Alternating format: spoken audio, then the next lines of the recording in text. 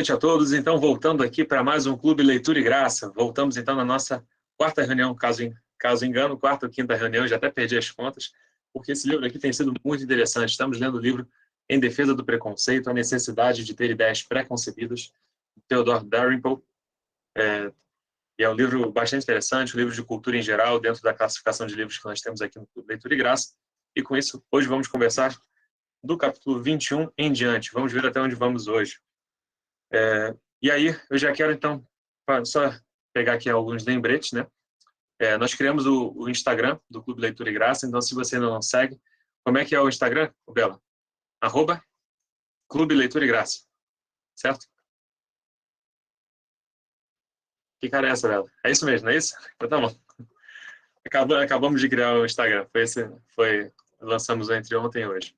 E aí, vocês sigam a gente lá, a gente vai postando as coisas, as mensagens, recados também. Temos o grupo do Telegram, aí você precisa se inscrever também. Se inscreva no Clube Leitura de Graça, tem um formuláriozinho, você vai receber as notificações. 1 hora antes das reuniões, pelo menos, você vai receber uma notificação no seu celular com um link para poder entrar e se organizar dessa forma. E, pessoal, antes de nós começarmos, nós geralmente fazemos uma oração, pedindo que Deus esteja sempre presente aqui nas nossas reuniões, embora esteja cada um na sua casa, é muito importante que o Senhor esteja entre nós. A Bíblia fala que quando estiverem reunidos 2 ou mais, em nome dele, ele aqui se faz presente. Embora seja um livro que tem um aspecto secular no livro, mas a gente, como é de praxe, a gente sempre faz correlações bíblicas, traz aqui a palavra à tona, faz uma comparação com as escrituras, e Deus se fazendo presente, cristãos conversando não tem como. Então, ele se faz presente e é para isso que nós vamos fazer essa oração. Amém? Então, feche seus olhos, oremos então. Querido Deus, querido Pai, nós te agradecemos, Pai, pela tua presença, que o Senhor já está aqui. Cada um, de repente, no seu local de trabalho. E o Senhor, Deus, tem muito a nos acrescentar e o Senhor se faz presente aqui nesse lugar. Pai, eu quero te pedir, visita cada um, esteja conosco, nos ilumine, Pai. Pai, nos inspire, para que o Senhor fale através de nós, para que o Senhor traga a luz, traga o entendimento aos nossos corações. E que assim nós sejamos edificados e cresçamos em graça. Em nome de Jesus. Amém. Amém. Então, pessoal, vamos lá, começando então a leitura. Só lembrando, você que ainda não adquiriu o livro, tanto esse quanto o próximo livro, você pode adquirir pelo Associados da Amazon, que é uma forma que nós encontramos de financiar o próprio projeto. A plataforma tem os seus custos e, com isso, se você comprar através do nosso link, que está disponível lá também no Instagram do Clube Leitura e Graça, você consegue ajudar, percentual de 10% é revertido para poder financiar esse projeto. Só os custos da plataforma mesmo que acaba gerando todo mês, tá bom? Então vamos lá, capítulo 21, a impossibilidade da mente como folha em branco. Vou pedir então aqui, hoje quem tinha ficado de fazer o resumo para a gente, deixa eu ver aqui, foi a Raíza. Raíza, então, faz um breve comentário, fala do que esse autor traz nesse capítulo, a impossibilidade da mente como folha em branco. Bom, o que o autor traz nesse livro é uma discussão bem complexa, e ali ele até deixa claro que a ideia dele não é discutir, trazer questões filosóficas, refletir sobre a ideia que o homem, embora ele trate sobre isso, né? A ideia dele não é discutir sobre o homem nasceu já com ideias pré-concebidas ou não. Então ele já parte do pressuposto do que ele acredita, que o homem nasceu com ideias pré-concebidas, que a nossa mente, ela não é uma folha em branco. Ali ele fala até da teoria da tábula rasa, que é uma teoria, se eu não me engano, de John Locke, alguma coisa assim, e que a pessoa nasce com a mente em branco, ela nasce sem nenhuma ideia pré-concebida, e conforme ela vai crescendo no meio da sociedade, ali ela vai sendo formada. Então, tipo assim, a pessoa nasce sem totalmente, é como se ela partisse a existir do nada. É basicamente isso que ele traz essa ideia. E aí o ser humano, parte daquela ideia que o ser humano passa a ser um fruto do meio. E o que o autor, ele contrasta essa ideia é que nós não somos um fruto do meio. Nós reagimos ao meio de acordo com ideias pré-concebidas que já estão dentro da gente. E aí ele dá ideias, por exemplo, em relação a instintos, né? Como a gente começa a andar. Da onde que vem isso? Né? A forma como a gente reage as pessoas que estão, principalmente no nosso meio familiar, por exemplo, quando alguém nos ama, no nosso meio familiar, a gente reage a esse amor. E essa reação vem de algo que já está interiorizado dentro da gente, de um conceito moral que já está dentro da gente. Não é algo que foi apenas construído. Então, a gente reage a partir de algo que a gente já nasceu. Não é algo que botaram, que vai sendo construído ao decorrer dos anos. Muito pelo contrário, a gente reage a tudo aquilo que acontece no nosso meio a partir de algo que já está dentro da gente. É basicamente essa a ideia que ele traz. E a partir daí ele fala assim, olha, a forma como a gente vive, que a gente cresce, já é a partir de ideias pré-concebidas desde quando a gente nasceu. Então, tipo assim, é impossível, ele volta, né? É impossível a gente viver num mundo sem preconceitos, se quando a gente já nasce com preconceitos incutidos dentro da gente. É basicamente isso que ele quer, a ideia central desse capítulo. E é interessante, eu acho que esse aspecto de que nós não nascemos como uma folha em branco, o título ele marca muito isso, é de que nós não nascemos e, a partir de então, tudo que nós temos nos é dado de alguma forma por outras pessoas. Ele parte da ideia de que você nasce com algum tipo de propensão. Aí ele começa a pegar a palavra preconceito e começa a usar outras palavras que têm um sentido aproximado. Propensão, ele usa a palavra... Cadê? Ele fala da propensão humana, ele fala da... Tem uma hora que ele faz uma lista aqui, cadê? Uma propensão, uma predisposição, uma pressuposição, propensão já falei, né? E o preconceito. Ele defende bastante essa ideia de que nós temos propensões, que nós temos algumas coisas que são instintivas.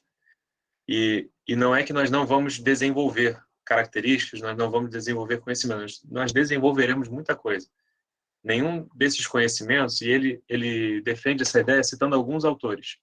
Ele cita Kant, cita Adam Smith, cita o Pritchard, cita... deixa eu só ver aqui mais quem. Ele cita também mais um autor. Hubel e Wiesel, ele fala sobre... São neurofisiologistas que fizeram alguns estudos, e ele vai citando isso também. Ele basicamente identifica essa possibilidade, né, de que a gente nasceria com algum tipo de predisposição, com algum tipo de instinto. E essa identificação que a gente faz das informações, por exemplo, do amor, como você disse, não é que nós temos um conceito formado de amor quando a gente nasce. Mas, de alguma forma, parece que a gente consegue identificar o que é amável, o que é receptível a nós e o que é hostil à nossa pessoa. A criança consegue perceber quando alguém é uma pessoa amável e a recebe bem, e quando alguém é hostil a ela. Então, de alguma forma, ela tem isso, e de alguma forma ela vai desenvolvendo isso ao longo da vida. Mas o autor defende que a gente já nasce com algum tipo de instinto, com algum tipo de predisposição, algum tipo de pressuposto, embora não seja nada elaborado. Porque, como a gente viu até em alguns capítulos anteriores, para o nosso raciocínio elaborado, nós precisamos receber ideias e nós primeiro começamos a copiar. Então, se o meu pai vai e lava uma louça, eu vou lá e vou, de repente, querer lavar a louça também. Se o meu pai está jogando bola, eu vou querer copiá-lo. A gente começa a agir muito por copiando as pessoas, né? E depois que a gente vai elaborando um pouco melhor. Não, agora eu vou querer jogar bola de uma forma diferente. Agora a forma que eu estou lavando a louça vai ser diferente. Agora a forma de ler. Tudo foi copiado, mas eu vou começar a elaborar melhor depois, quando eu tiver uma capacidade de elaborar melhor o meu pensamento. E assim também, o amor, outros sentimentos, né? Fala, Reisa. Eu acho que a ideia que ele traz aqui é muito voltado mesmo para quando a gente nasce, né? A forma dos instintos, como a gente reage. Ele usa até um termo em inglês que eu fui pesquisar, que é pré-programado, né? A gente já nasce pré-programado para reagir a algumas situações. Enfim, eu achei isso bem interessante. É weirdest, alguma coisa assim. Hardwired. Exato.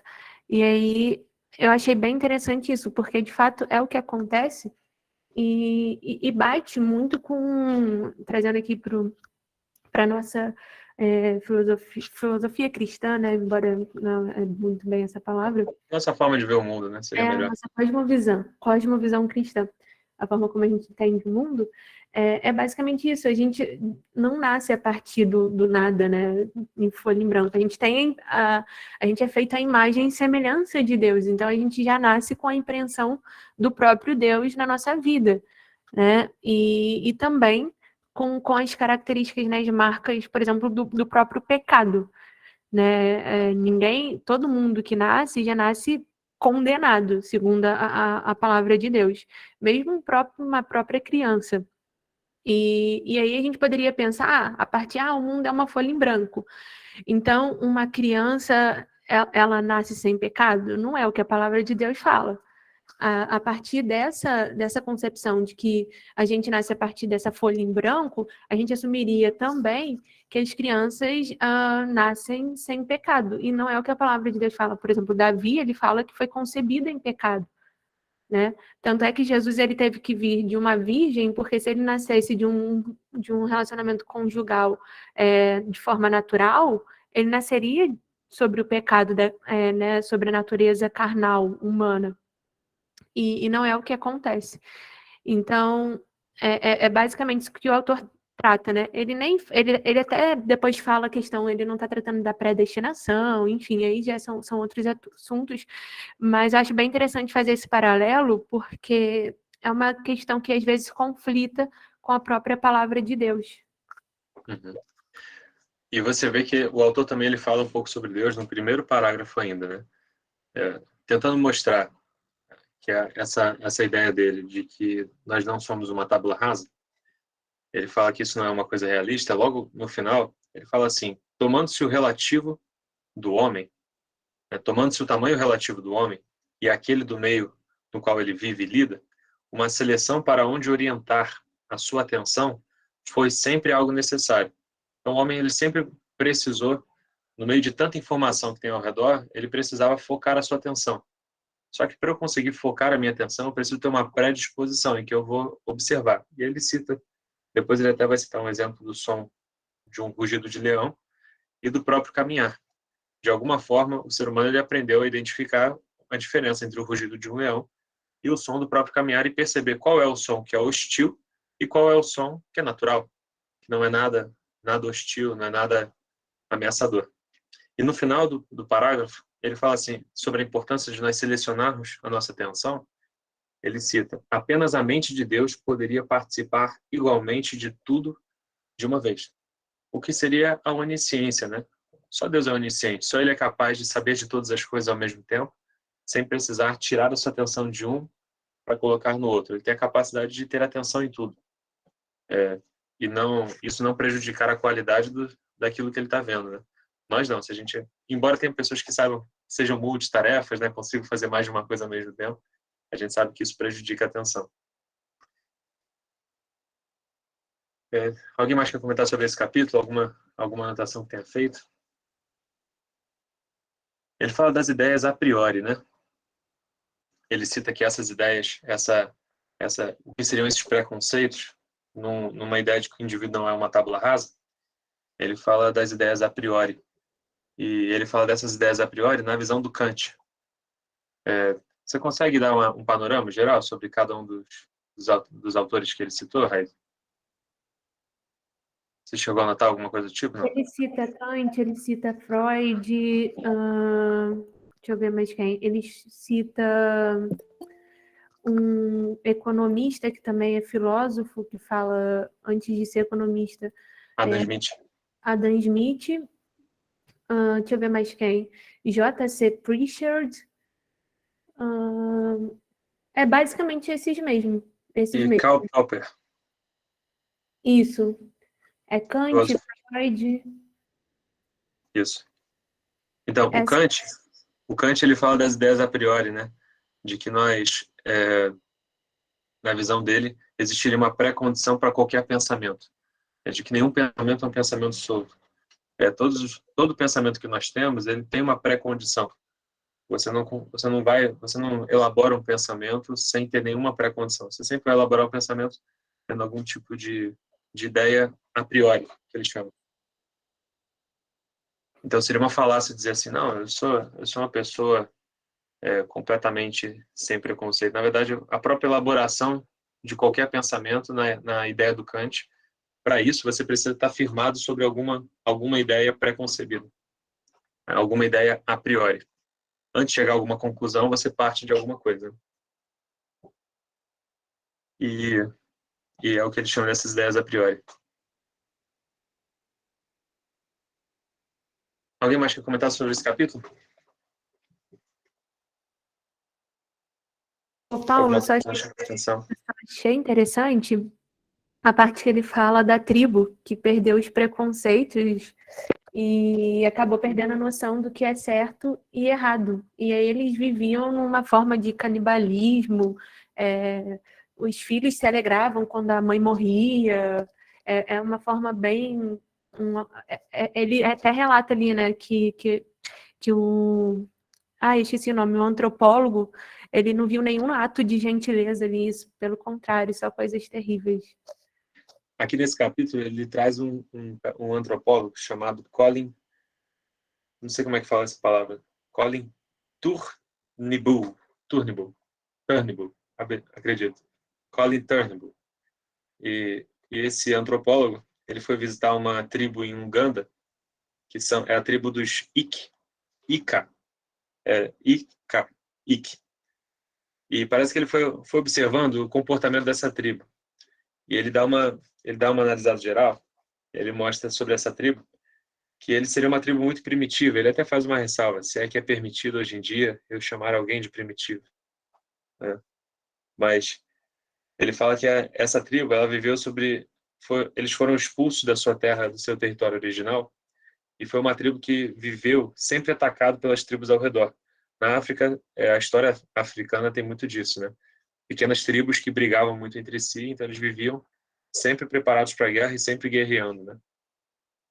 E observando essa tribo, ele percebeu, na observação do livro que esse cara escreveu, esse Colin Turnbull, que esse povo, eles eram pessoas que eram muito egoístas, eles se tornaram egoístas. E na observação dele, isso teria acontecido porque eram pessoas que viviam com aquele perfil bem robesiano de vida, de que os indivíduos ao seu redor são sempre pessoas que estão querendo te destruir.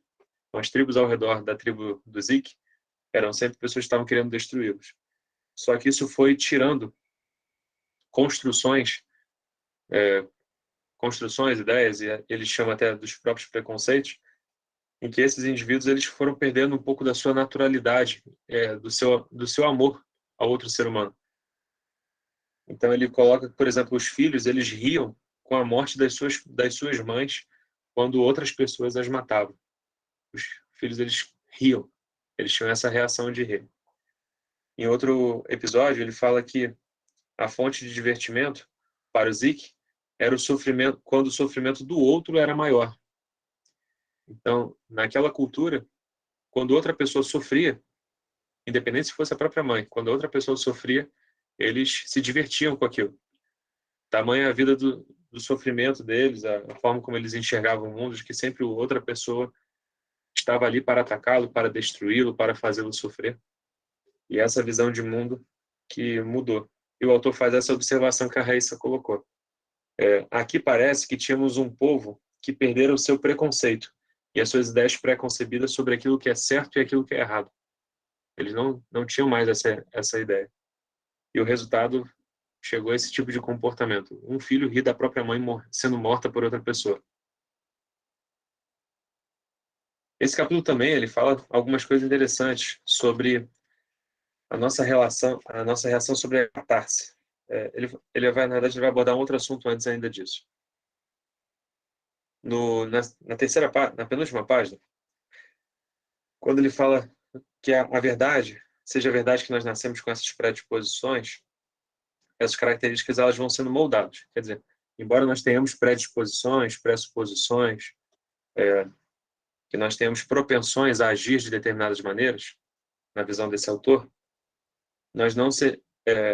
isso não afetaria isso não determinaria o nosso futuro. Isso não determina quem nós seríamos. Isso poderia ser modificado ao longo do caminho. Então, isso não modificaria a nossa capacidade de... ele, na verdade, cita um exemplo. Aqui, ó. Esse aqui eu até sublinhei.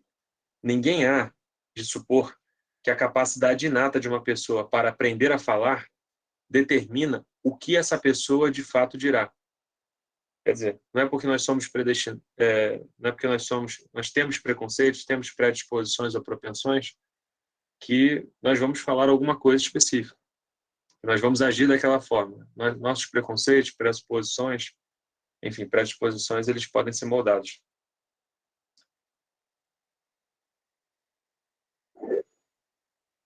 Fala, Raíssa.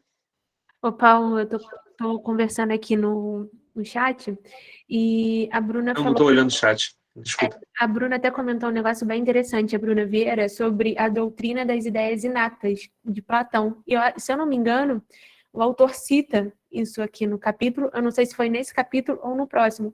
E eu até perguntei a ela se ela podia sintetizar um pouquinho para a gente. Ela falou que, da forma que ela lembra, ela conseguiria sintetizar um pouquinho só para trazer a ideia, porque do que isso quer dizer para a gente lá de filosofia. Eu acho um conceito bem importante. Bruna, se você quiser falar aí para a gente, fique à vontade. Oi, gente. Que vergonha, primeira vez que eu tô aqui. Mas eu tô Seja gostando. bem-vindo. Obrigada. Tô gostando bastante já da discussão, né? E também associar com a questão cristã também, né? Porque eu sou cristã, é legal. Mas eu lembro dessa parte de Platão, né? De quando eu estudei filosofia. E o Platão, ele defende muito, ele fala muito sobre o mundo das ideias, né? E ele fala que o ser humano, né, tem essa doutrina das ideias inatas, né, que acho que é inatismo também, enfim, que ele diz que a gente já nasce com certas determinadas ideias concebidas, né, e ainda que a gente não esteja consciente disso, né, por mais que a gente não pense sobre isso, a gente tem essas ideias concebidas, né, e ele até fala, eu lembro que ele falava sobre essa ideia, essa questão de diferenciar o sentido, o mundo material, a questão da razão, que ele dizia também que a gente pode aprender sobre o reino das ideias, a questão das ideias usando a razão, e ele fala também sobre essa influência do nosso meio também, apesar da gente ter esse inatismo, né, que são as ideias já concebidas, nós já nascemos com essas ideias inatas, mas ele fala também sobre o meio, sobre as experiências do meio, da gente usar a razão para aprender, né, novos conceitos e, enfim, aprender tudo que a gente sabe hoje em dia. E até eu lembro também que Aristóteles, né, que foi, enfim, seu principal seguidor, né, que Aristóteles escreveu muito sobre Platão, ele já discordava, né? Ele falava que não, que tudo que a gente sabe, que a gente aprende é o que a gente observa e é que a gente olha no meio, que a gente aprende, a gente não tem essas ideias inatas. Mas Platão já dizia outra coisa, né? Que tem o mundo das ideias e por isso que a gente já tem esses conceitos já desde o nascimento. E você vê que o Platão ele conseguiu identificar, né, nessa visão, e acho que aqui a gente acaba concordando um pouco, o autor concorda mais com Platão, de que nós temos algumas ideias que elas tendem a se manifestar. Se nós deixarmos, né, parece que elas vão se manifestar. O Aristóteles ele era mais da visão de que o indivíduo é uma tábula rasa, de que você vai imprimir no indivíduo as ideias ao longo da sua vida e que a partir disso ele vai desenvolver, né? E é Sim, interessante. sim. É bem interessante essa teoria das ideias inatas. Conversa bastante. Eu acho que ele não chegou a citar propriamente nesse capítulo, Raíza, mas acho que ele vai citar, não sei se é no próximo. Capítulo posterior, eu sei que ele fala sobre isso. Tanto é que quando a Bruna comentou, logo me veio na mente. Eu vou dar uma pesquisada aqui, já já. Mas a Bruna já deu uma aula para a gente sobre Platão. e deu realmente para ver como o Platão conversa bastante com esse capítulo. Tem um outro aspecto desse capítulo, inclusive, que ele fala da noção hidráulica dos sentimentos. Ele fala sobre... E aqui ele fala sobre concebendo a ideia de que o indivíduo ele tem uma propensão, por exemplo, à violência, existem pessoas que entendem de que o indivíduo ele seria, como ele fala aqui, eles têm uma noção hidráulica do indivíduo, quer dizer, as pessoas elas teriam dentro de si características como violência, como raiva, como felicidade, como, enfim, todas as características que são das emoções. E a concepção de algumas pessoas é de que o ser humano ele precisa manifestar e colocar isso para fora. Se ele não colocar isso para fora, se ele não colocar isso para fora aos poucos, ou se ele não conseguir imprimir esses sentimentos no mundo, aquilo ali meio que vai explodindo. Então, para você aliviar essa carga de violência dentro do ser humano, você precisa botar alguma coisa para fora. E aí ele comenta que você pode fazer isso através da catarse. Para quem não sabe, a catarse é mais ou menos o sentimento que nós temos quando, por exemplo, eu estou com muita raiva de alguém e vai lá outra pessoa e dá uns tapas na pessoa. Eu me sinto aliviado. Como se a pessoa tivesse feito algo por mim. Um outro exemplo, talvez, quando eu estou pensando alguma coisa, por exemplo, de repente você está pensando alguma coisa e aí a Bruna foi lá e comentou sobre o Platão e você fala, é isso. E você se sente contemplado pela fala da Bruna. É uma sensação de aquele sentimento, de repente uma ansiedade, alguma coisa que você estava sentindo por dentro.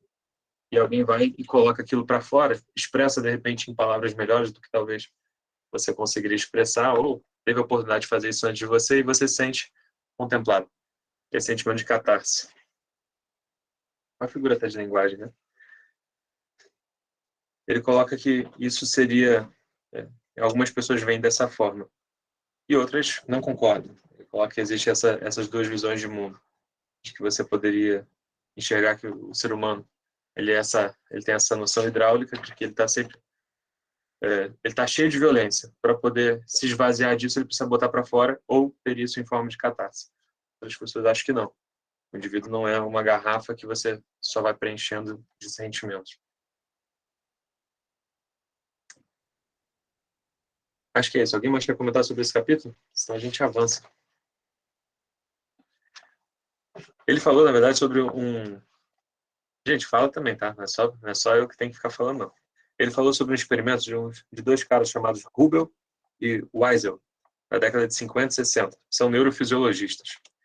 E eles falam que eles estudaram o córtex visual dos gatos e perceberam que os neurônios eles são programados eles são predispostos a reagir de forma diferente a diferentes estímulos do ambiente, o que eles seriam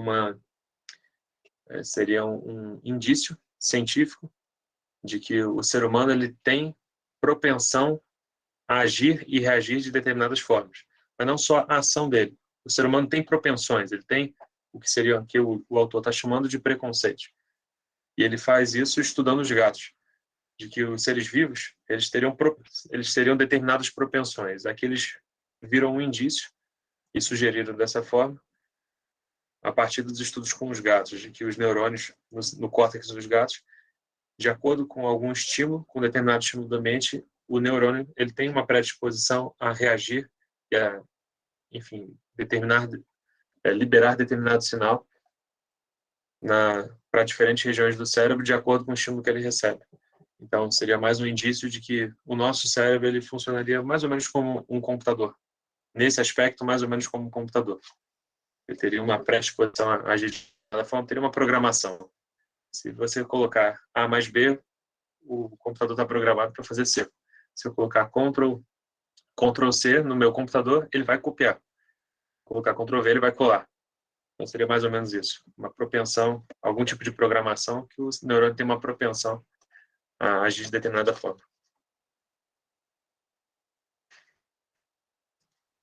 Bom, mas é isso.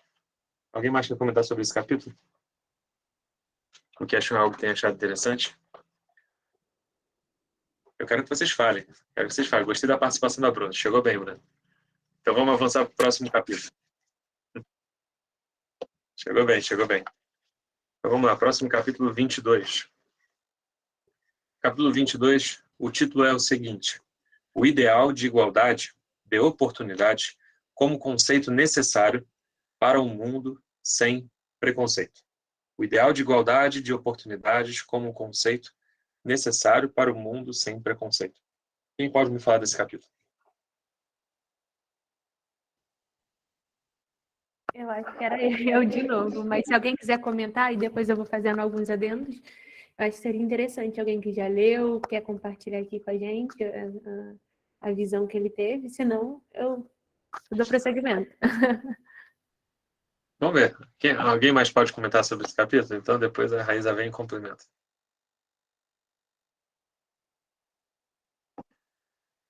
Quero a participação de todos. Olha, galera, esse capítulo é muito interessante.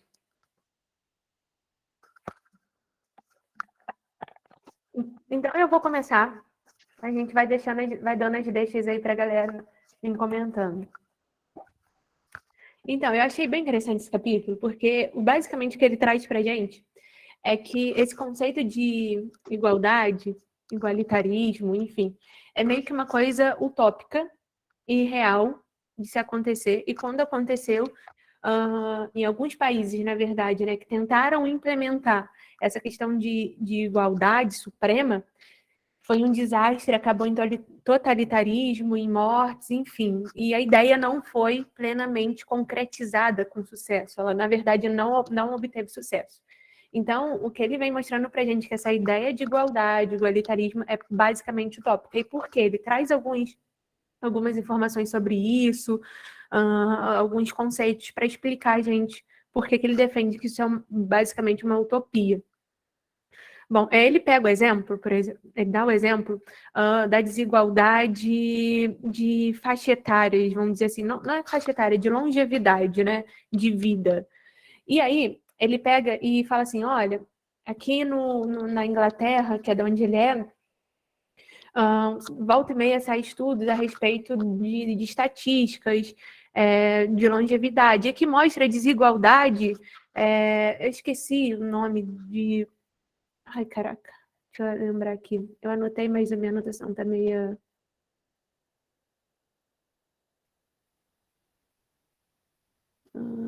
de expectativa de vida, a desigualdade em expectativa de vida.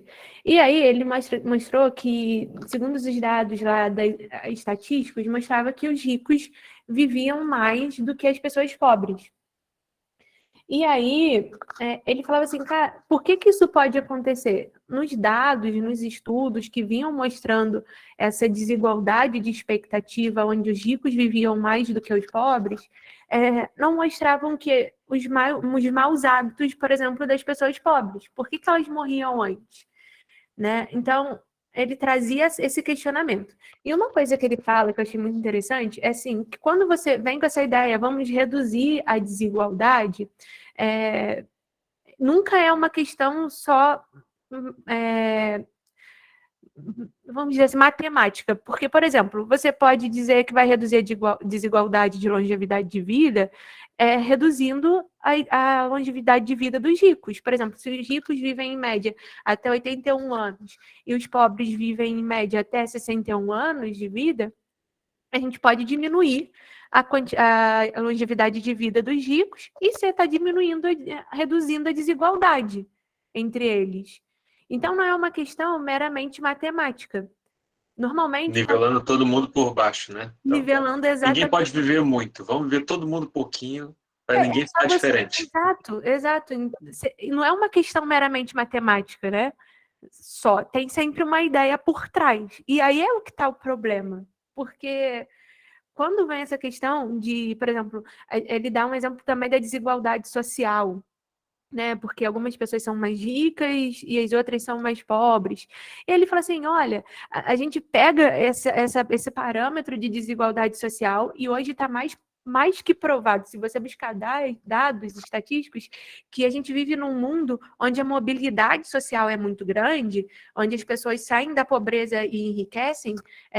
Hoje em dia é muito mais fácil você encontrar... O número de milionários aumentaram, né? Então é muito mais fácil você fazer o seu primeiro milhão. A gente vê aí na internet uma galera do marketing digital mostrando ali que fez o primeiro milhão.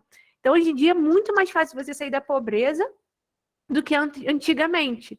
Porém, a questão da desigualdade é muito mais radicalizada e comentada hoje do que antes. Por quê? Por que isso? Por que os dados de mobilidade social são descartados quando a gente fala de desigualdade? E aí, ele traz um dado um pensamento muito importante.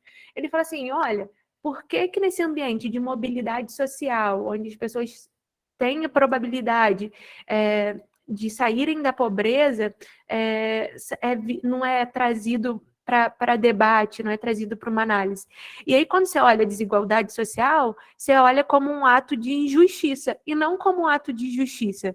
As pessoas não estão pobres, porque ele fala até, por exemplo, as pessoas também não deixam, elas também deixam de ficar ricas, elas deixam de ser milionárias. Por que a gente não analisa essa dissensão, né? Que ele fala. E aí ele nos leva a pensar, por que as pessoas permanecem pobres? Não é um ato de justiça? Não é uma forma de meritocracia? As pessoas não estão pobres, não é porque elas não foi um ato de justiça, a outra enriqueceu por justiça e a outra permaneceu pobre por questão de justiça, de meritocracia. É basicamente isso que ele traz para a gente pensar. Porque a igualdade não é um objetivo em si. A nossa sociedade está trazendo muito esse conceito de igualdade, que vem lá da Revolução Francesa, né? De que todos nós somos iguais, todos nós devemos ser iguais. Mas esse conceito é um pouco mais profundo, o conceito de igualdade. E a nossa sociedade atualmente tem perseguido o conceito de igualdade até chegar ao ponto de ninguém pode ser diferente. Então, por exemplo, na Coreia do Norte, todo mundo tem que ter tem poucos tipos de corte de cabelo que você pode fazer e alguns deles você não pode fazer. Logo, todo mundo tem um cabelo bem parecido. É um tipo de igualdade. Você citou o exemplo aqui da mobilidade social como um conceito de desigualdade, né? Será que seria um problema as pessoas terem salários diferentes, terem rendas diferentes? Isso é um problema em si? Porque o ponto não é se tem alguém que está ganhando mais e alguém que está ganhando menos. O ponto é, isso é um problema em si? Existir diferença de renda entre as pessoas? Quando você fala assim, não, o problema é elas estarem diferentes, mas você não considera o tipo de trabalho, valor agregado, você está tratando de forma muito rasa também, né, as situações. Isso é bem interessante. Atualmente, né, as pessoas falam, não, o problema é a renda, né? Será que isso é um problema em si? O autor critica isso. Talvez isso não seja um problema em si. Ele cita um monte de exemplos, né? Não é só a renda. Ele fala de renda, fala de expectativa de vida. São vários aspectos da vida humana e da vida em sociedade em que a gente tenta colocar igualdade, quando nem sempre essa igualdade ela é possível. Muitas vezes ela é utópica. Quem mais pode trazer outros exemplos aí que tenha chamado a atenção? Eu também acho que a igualdade, né? Eu não sei nem se ela é real até. A igualdade no fim. Não é igual. Ele até fala que o ideal de igualdade de oportunidade ele seria necessário para um mundo sem preconceito, né? Mas existe igualdade em diversos momentos. Né? Antes de você trabalhar, tem igualdade de estudo, por exemplo. Ser ofertado a mesma qualidade de ensino e depois, na faculdade ou na sua profissão, você tem, enfim, profissões diferentes, né? Mas fala, continua no seu raciocínio. Não, eu achei interessante também porque ele fala que quando essas pessoas buscam igualdade, é igualdade para tudo. Por exemplo, até ele entra no âmbito familiar. Você não ama uma pessoa de fora como você ama uma pessoa de dentro de casa. São diferentes. Você não ama o filho do vizinho como você ama o seu filho.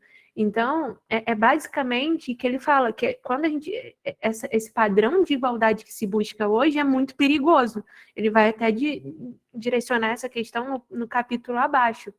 Então, quando eles propõem essa questão de igualdade, e a gente vê isso, gente, igualdade de gênero, igualdade em vários setores, é lógico que nesse primeiro capítulo, ele trata a questão da desigualdade, que a redução da desigualdade não é uma busca, não é um fato em si mesmo, e aí ele até fala, olha, quando eles estão buscando essa questão de igualdade, é muito mais que uma igualdade que fique restrita em alguns âmbitos sociais, vai muito além disso, tanto é que ele cita até mesmo que custe a questão lá dos seus filhos, o seu relacionamento com seus filhos, alguma questão assim.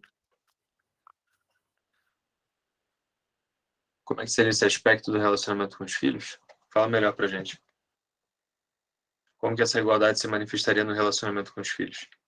Ele fala lá no último capítulo, Na última página? Na última página desse capítulo.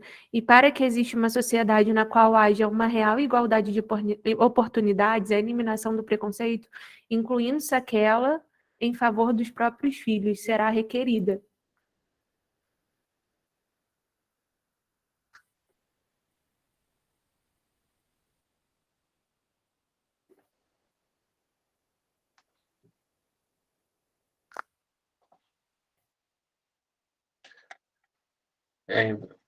Ele coloca como... Ele fala que seria uma igualdade de oportunidades para você eliminar essa diferença entre os próprios filhos, né? Mas, inclusive, uma igualdade de oportunidades entre os filhos. Mas uma falta de desigualdade, né? Quer dizer, para que exista uma sociedade na qual haja uma real igualdade de oportunidades, a eliminação do preconceito, inclusive em favor do próprio filho, tem que ser requerida. Você tem que eliminar esse preconceito de que se eu quiser alguma coisa de bom, assim, alguma coisa boa, eu vou querer o melhor para quem? Para o filho dos outros? Não, eu vou querer o melhor para todas as crianças. Não vou ser hipócrita. Se eu sou pai, eu tenho um preconceito arraigado dentro de mim. O melhor, eu sempre vou querer para o meu filho. Se eu tiver que escolher o melhor, entre o melhor para o meu filho e o melhor para o filho dos outros, eu não posso ser hipócrita. Eu vou querer o melhor para o meu filho. Se eu tiver que escolher. Se eu puder dar para o meu filho, mas e o filho dos outros? O que eu puder fazer, eu vou fazer para o meu filho. Se eu puder dar o melhor para ele, eu vou fazer para ele. E, na medida do possível, é claro que eu vou tentar fazer pelo dos outros, mas o preconceito está aí, né? Eu vou priorizar o meu. O que mais, galera? Bela quer comentar? Vocês estão muito caladinhos. Rayane quer comentar? Larissa? Flávio? Robson? O que vocês acharam desse capítulo aí? Algum outro aspecto que a gente não comentou, que vocês querem comentar? Pode falar. Eu só fico impressionada como o livro ele é bem encaixado, como se fosse uma imensa quebra-cabeças, né, que se encaixa uma ideia na outra. Teve até um momento que eu verifiquei aqui e falei, gente, será que eu fiz o resumo do capítulo errado? Mas realmente é uma ideia que se emenda na outra. Ele está falando nesse capítulo agora 22 sobre a questão ainda da igualdade das oportunidades. E mais profundamente no próximo capítulo, que eu não vou dar spoiler, né, que a gente vai chegar ainda nesse parâmetro, ele também coloca na prática como que isso ocorre na vida social, né? Em questão Sem também de spoiler, por favor. oportunidade de emprego. Sem spoiler, sim.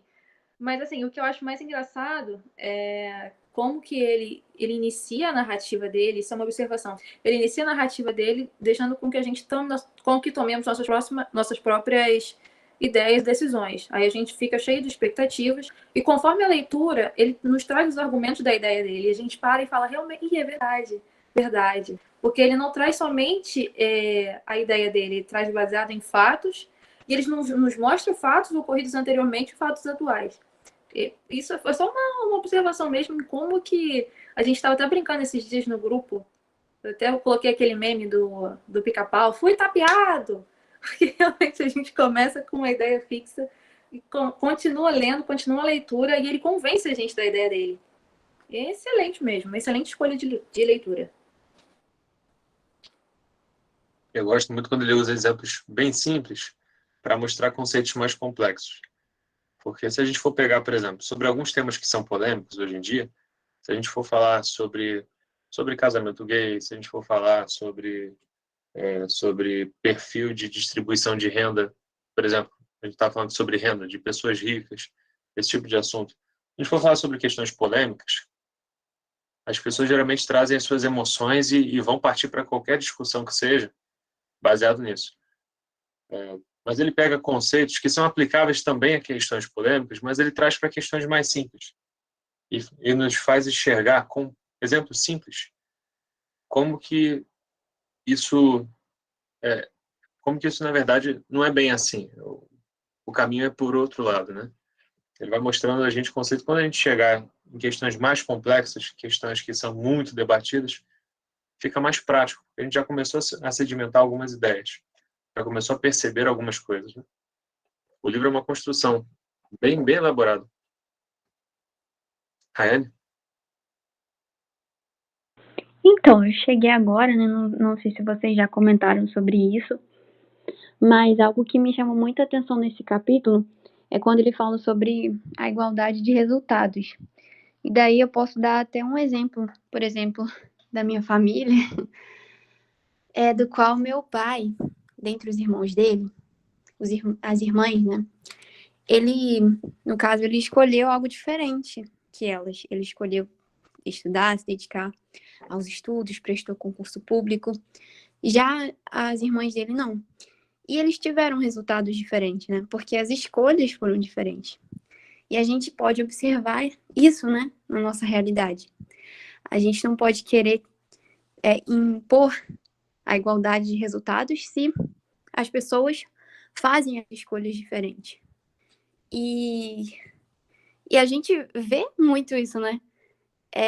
Acho que as pessoas querem igualdade de resultado, elas querem ser tratadas, né, de forma iguais, mas elas não merecem, podemos dizer assim, né, por causa das escolhas.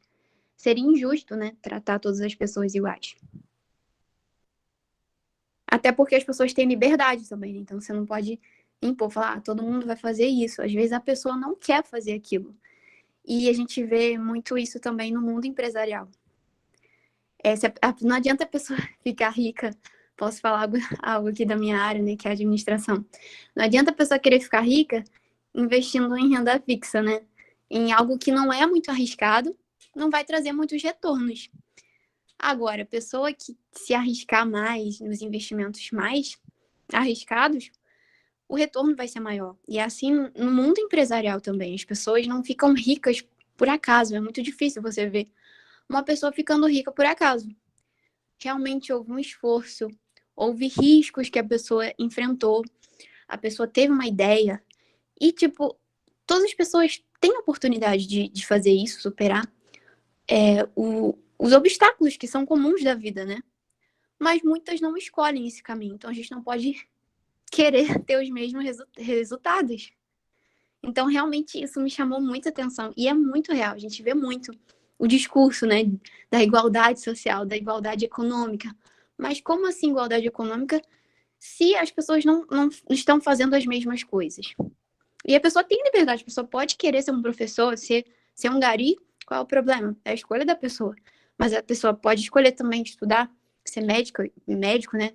Igual no seu caso, ser um empresário. Então, a liberdade é muito importante para nós, mais até mesmo do que essa questão de igualdade. Você está usando exemplos muito, muito, muito fortes, mas que acho que consegue mostrar um pouco para a gente como que é demagógico esse discurso de que todo mundo tem que ter o mesmo resultado, todo mundo tem que ter o mesmo salário, todo mundo tem que ter o mesmo conforto. As pessoas têm que ter, por quê? Porque elas têm que ter. É aquela conversa que a gente tinha falado sobre direito positivo. Todo mundo tem direito a ter uma casa com 2 quartos, ar-condicionado. Isso é um direito, propriamente? Todo mundo tem direito a ter um carro 0 quilômetro na garagem. Daqui a pouco a gente inventa que todo mundo tem direito a ter 2 carros na garagem. Todo mundo tem direito a viajar todo ano para a Europa. Eu nunca fui para a Europa, mas todo mundo tem direito a viajar para a Europa. A gente começa a colocar que todos têm direito a ter as mesmas coisas, sendo que existem pessoas que trabalharam para alcançar aquele patamar e às vezes deixaram isso para os filhos. Os filhos estão vindo meio que na aba. Mas alguém batalhou para chegar àquela posição de alguma forma. A gente espera sempre que de uma forma justa, mas de forma geral, justa. A pessoa trabalha, como você falou, fez um concurso público, ou alguém que está fazendo algum tipo de investimento, está arriscando mais na sua vida. Eu posso colocar assim, eu abri, colocando um exemplo assim pessoal. Na minha casa, por algumas vezes, meus irmãos tiveram a oportunidade de fazer alguma viagem em família, e algumas vezes eles foram, e eu fiquei estudando, porque eu tinha prova para fazer, porque eu estava fazendo vestibular. Foram escolhas. Na minha vida pessoal, eu tive que tomar escolhas. Ou eu viajava, ou eu fazia a prova do vestibular, ou eu ficava passeando todo final de semana, ou eu separava um bom tempo do final de semana ainda para conseguir estudar, para passar no vestibular. E aí conseguir alcançar depois essa vaga. Concurso público, a mesma coisa. Na verdade, o conceito aqui ele é muito mais amplo do que exemplos pessoais. Mas exemplos pessoais são importantes para a gente conseguir dimensionar o tamanho disso. Quando a gente fala de um discurso de igualdade, que todos têm que ter igualdade de resultados, a gente está sendo muito demagógico. Será que é justo? E aqui é o ponto que a Rayane falou. A partir as pessoas são indivíduos, né? Cada um tem a sua projeção de vida, aquilo que se esforça para ter e aquilo que quer ter. Para mim, por exemplo, não faz diferença ter um helicóptero. De repente, para você quer ter um helicóptero. Para mim não faz diferença viajar para a Europa todo ano. De repente, para você faz. E você quer investir nisso. Você tem que ter essa liberdade de fazer esse tipo de investimento se é algo que você quer. Inclusive de correr atrás para construir esse patrimônio, caso você queira. E se você não quiser fazer nada, quiser ficar parado na vida, ter uma vida mais pacata, mais simples, você pode. Mas você não vai esperar ter os mesmos resultados com uma pessoa que, enfim, está se arriscando, de repente, no mundo dos negócios, está se arriscando, de repente, em alguma área que consiga ter uma remuneração maior. Esse discurso de igualdade ele é muito demagógico quando se fala de igualdade de resultados para pessoas que não tiveram o mesmo esforço. E acho que esse é o conceito geral para além dos exemplos pessoais que a gente pode dar e que fica mais fácil da gente perceber. Raíza? Só mesmo para fazer coro aí com você e com a Rayane, essa questão é muito subjetiva, né, de igualdade. Eu vou dar... Nem todo mundo quer ser rico. Às vezes ser rico para alguém é diferente, o conceito de riqueza para alguém, para um varia para o outro, enfim. Então, isso só mostra que essa questão de igualdade que eles falam é bem, bem utópico mesmo e é irreal. E, Rayane, acho que hoje em dia, você botando na Selic, na renda fixa, do jeito que a Selic tá, dá para fazer um dinheirinho, hein? Nos dias atuais dá, mas ficar rico, milionário, bem difícil. Tem que se arriscar mais. Aí é um plano de muitos anos. Um dia a gente traz um livro sobre economia e aí vocês me dão uma aula disso que eu ainda não Ai, vou aprendi amar. nada sobre o assunto. Vou Tem que amar. aprender. Por Claro, gentileza, esse eu também fiquei interessada nessa bola levantada. Também não entendo nada disso. Se alguém estiver dando consultoria, depois, por favor, me chama no chat. Lidar com dinheiro é importante, né? Saber lidar com dinheiro.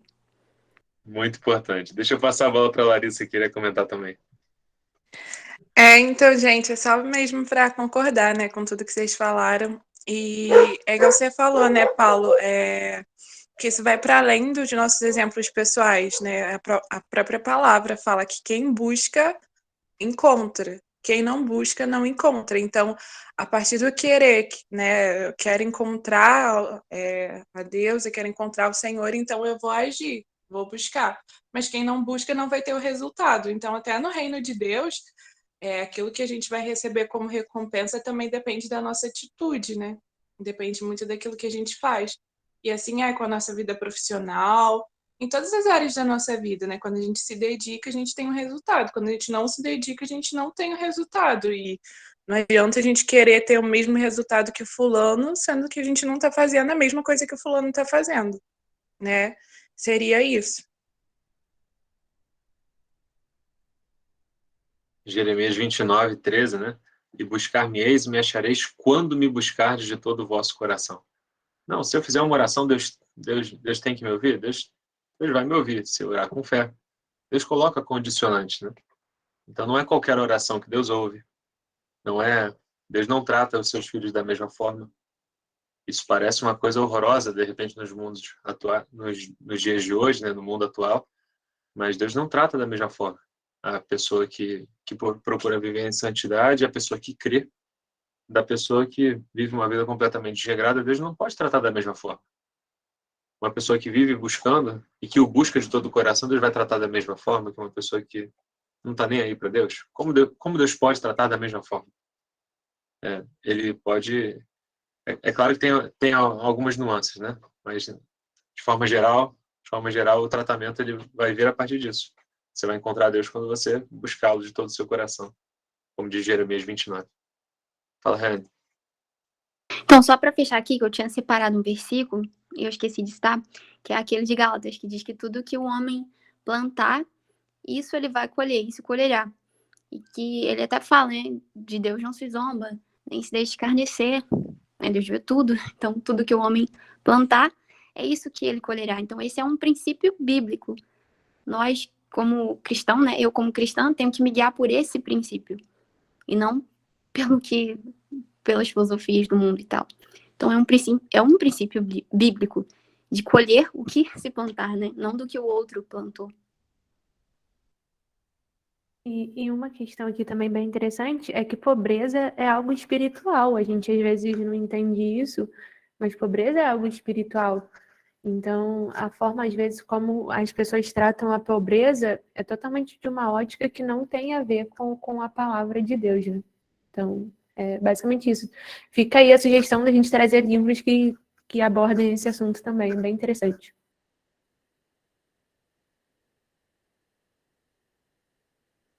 Eu acho que uma mensagem geral que o capítulo traz, então, é de que essa ideia de igualdade de oportunidades, então, às vezes é a oportunidade, e quando muitas vezes a gente ouve esse discurso de igualdade de oportunidades, na verdade a pessoa está tentando falar assim, igualdade de resultados.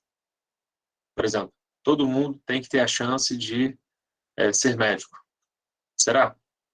Na verdade, ser médico é resultado de uma construção que a pessoa teve, de um esforço, de um estudo, enfim, até a pessoa chegar àquela posição. Estou falando aqui em causa própria, mas pode ser qualquer coisa. Todo mundo tem direito a ser um empresário de sucesso.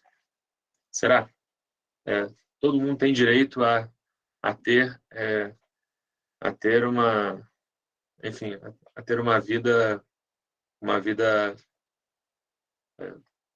com uma boa renda, né? Será? Com um bom conforto? A gente fala de igualdade de oportunidades, mas na verdade, quando a gente ouve esse discurso, a gente está querendo falar de igualdade de resultados. A gente está falando de resultados. Resultados são decorrentes, como a Rayane trouxe, decorrentes de ações nossas, né?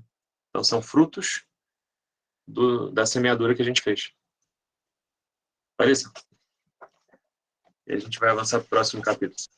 Eu acho que, assim, só fazendo uma ressalva, acho que nesse ponto também a gente precisa ter um certo cuidado. Por exemplo, no direito, quando a gente vai estudar essa questão do direito positivo, O livro fala do direito positivo.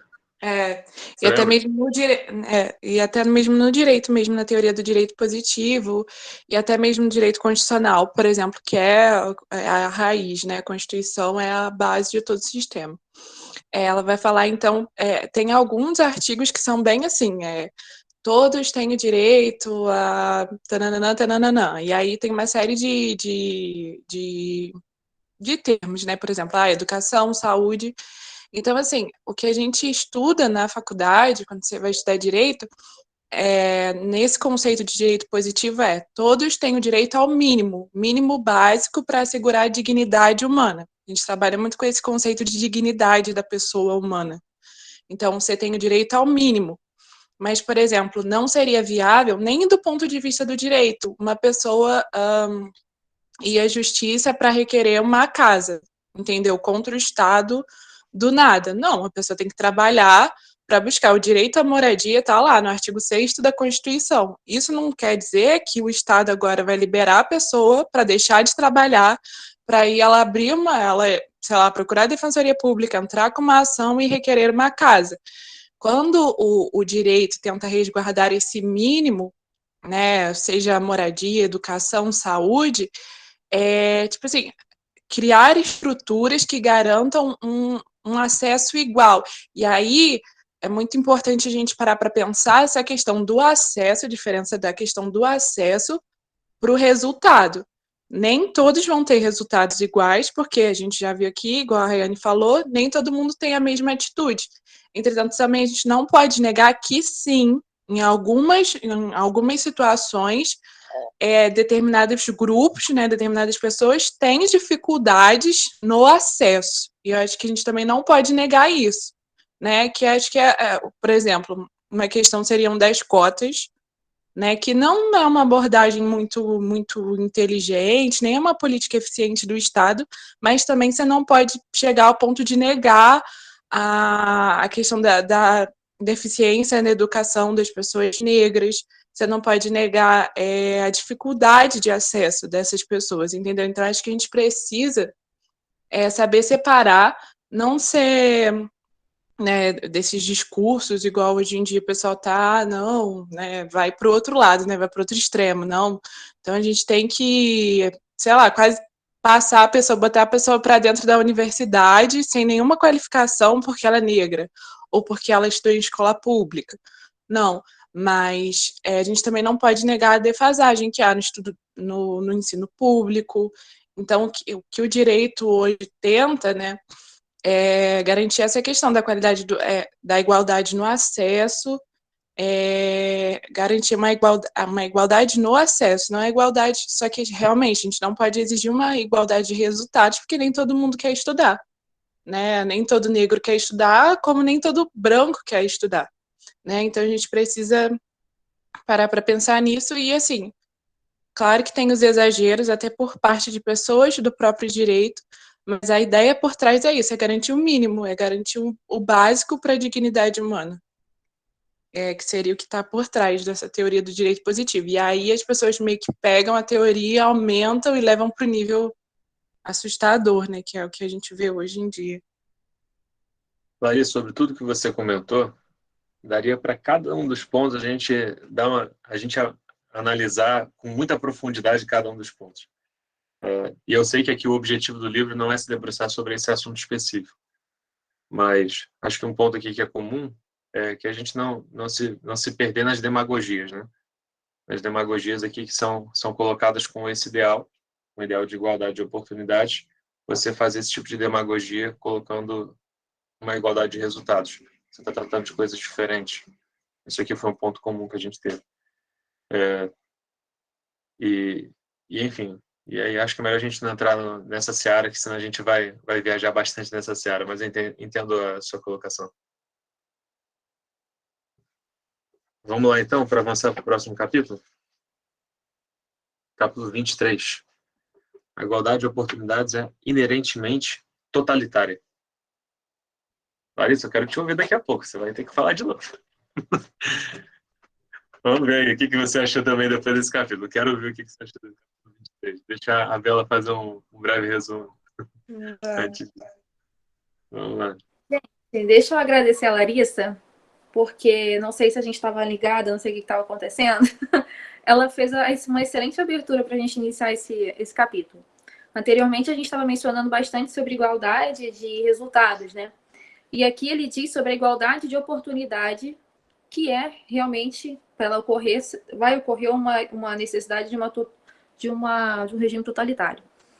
Ela mencionou muito acesso. Na hora que ela mencionou, eu já falei, opa, ligou.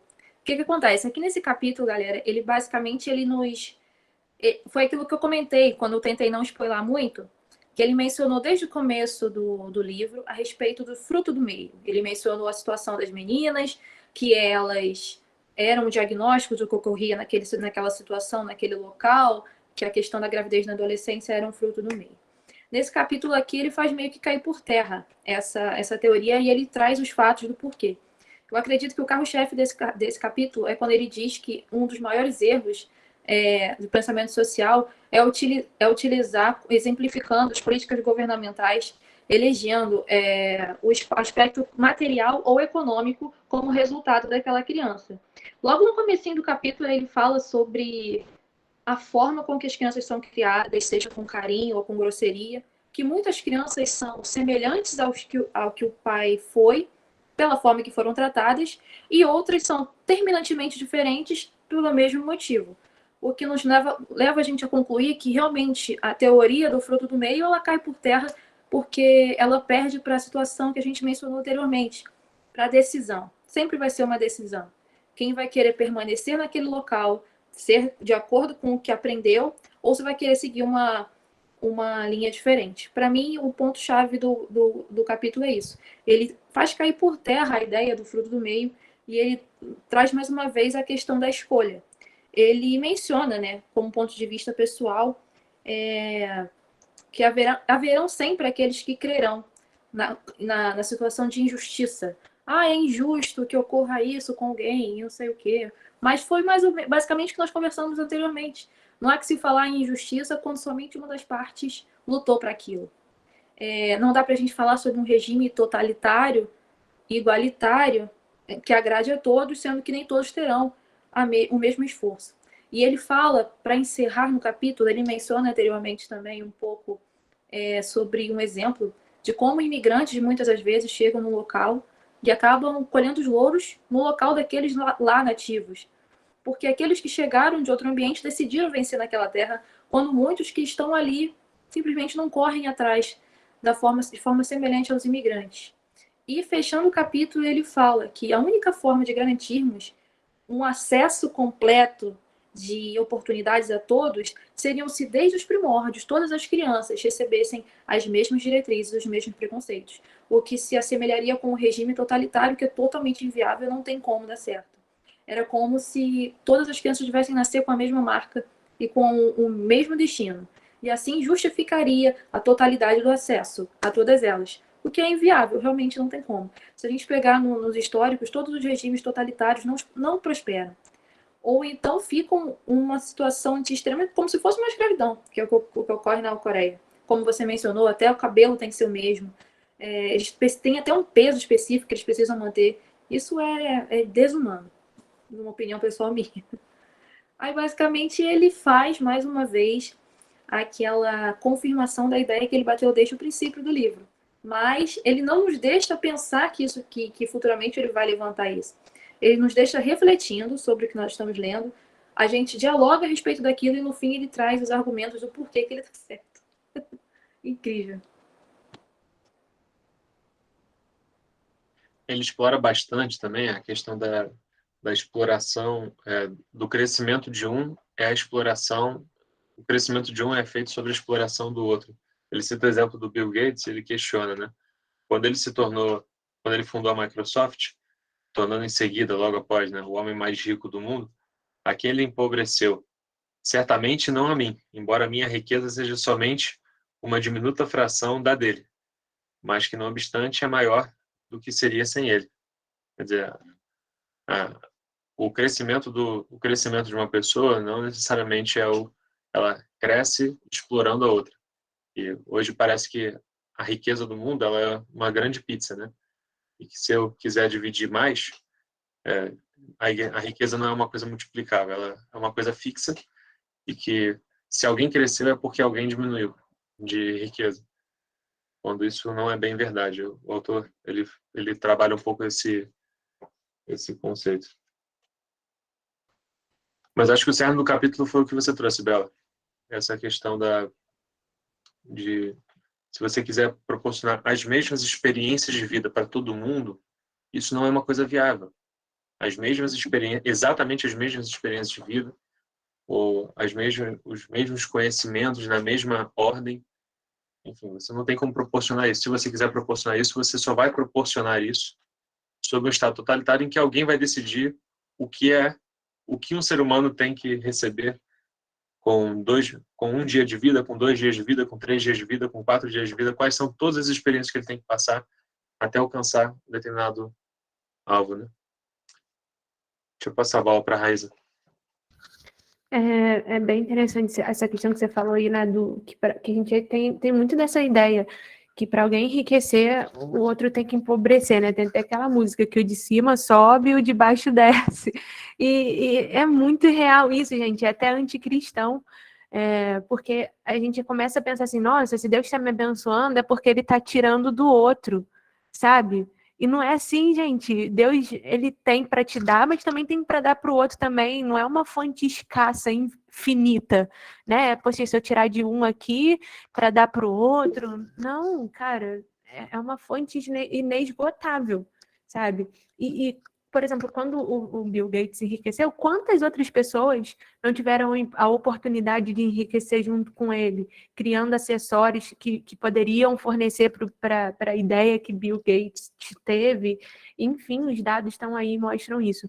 Uma outra coisa interessante que o autor fala nesse capítulo é a parte ali dos imigrantes. É nesse capítulo que ele traz, né, que os imigrantes começaram a Ela prosperar. comentou. É sim, Né? esse capítulo. Uhum. Que os imigrantes começaram a prosperar mais do que os nativos, né? As pessoas que já moravam, residentes dali. E aí ele fala que isso está ligado, eu até notei aqui, com a forma como as pessoas viam o mundo, né?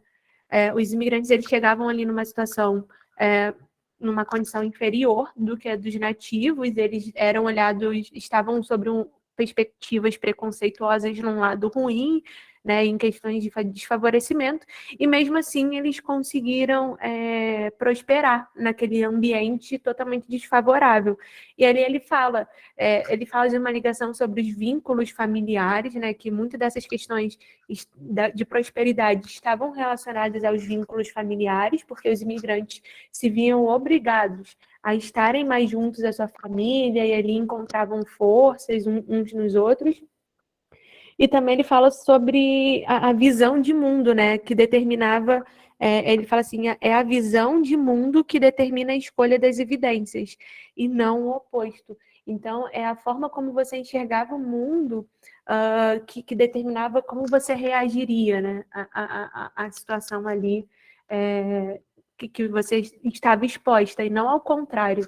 Ele dá até, se eu não me engano, um exemplo de alguma experiência aí filosófica ou que aconteceu, enfim, de alguma situação. Eu não me recordo se é nesse capítulo, mas é de algumas. É que eu fiz a anotação semana passada, aí algumas coisas me fogem um pouquinho a memória.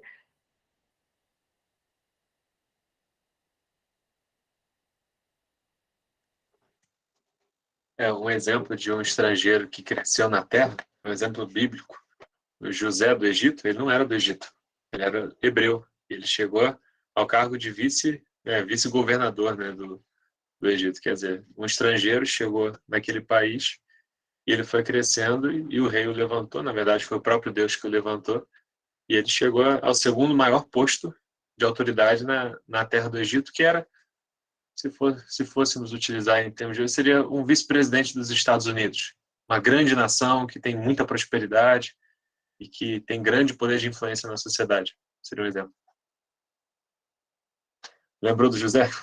José é um grande exemplo, né, para isso. Flávio?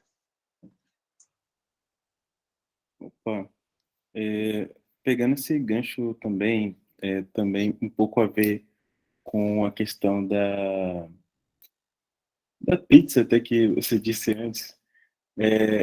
Muitas das vezes a pessoa tendo aquela visão, né, de Malthus, de que tudo que a gente está fazendo está onerando de outra pessoa, né? Mas, na verdade, quando ocorre algo assim de não haver uma solução para alguma coisa, sempre tem alguém que cria, a partir do que se tem ali, uma nova solução, das tecnologias que tem ali uma outra solução para suprir tal necessidade. Como aconteceu com o Bill Gates, em termos de tecnologia, o que ele fez, ele criou uma outra pizza. Ele não consumiu ali da pizza que já tinha. E acontece também com o Brasil, desde quando teve-se o descobrimento até os dias de hoje, na questão agrária.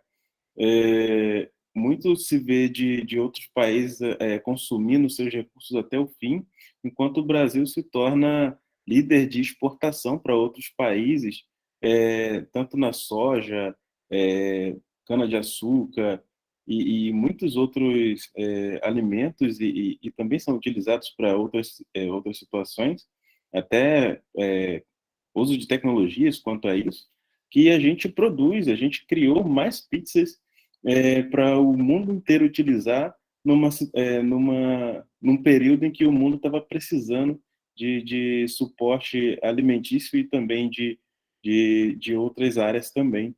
o Brasil se tornou uma potência nesse segmento.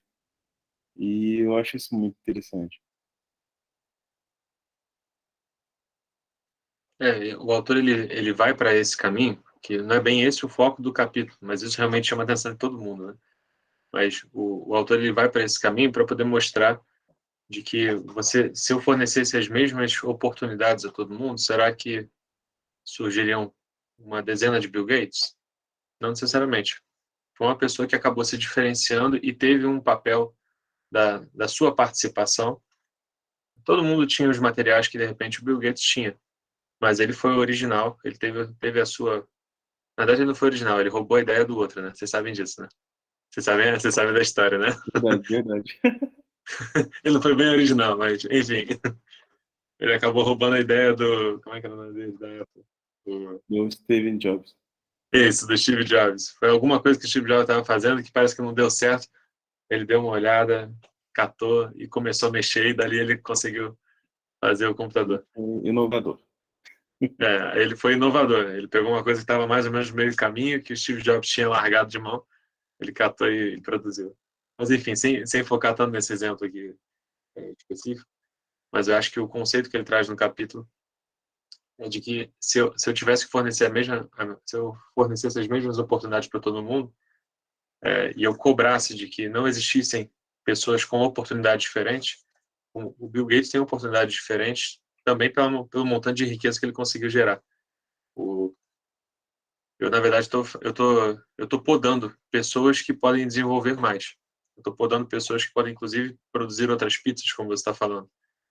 Mas o ponto é esse. Acho que o capítulo, para mim, assim, a minha leitura desse período, e pode ser diferente da de vocês, não tem problema não.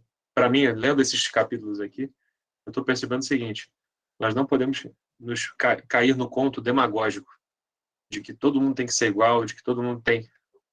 Isso tende à demagogia. A Larissa fez algumas ressalvas que acho que foram importantes, mas a gente tem que tomar cuidado para não cair na demagogia.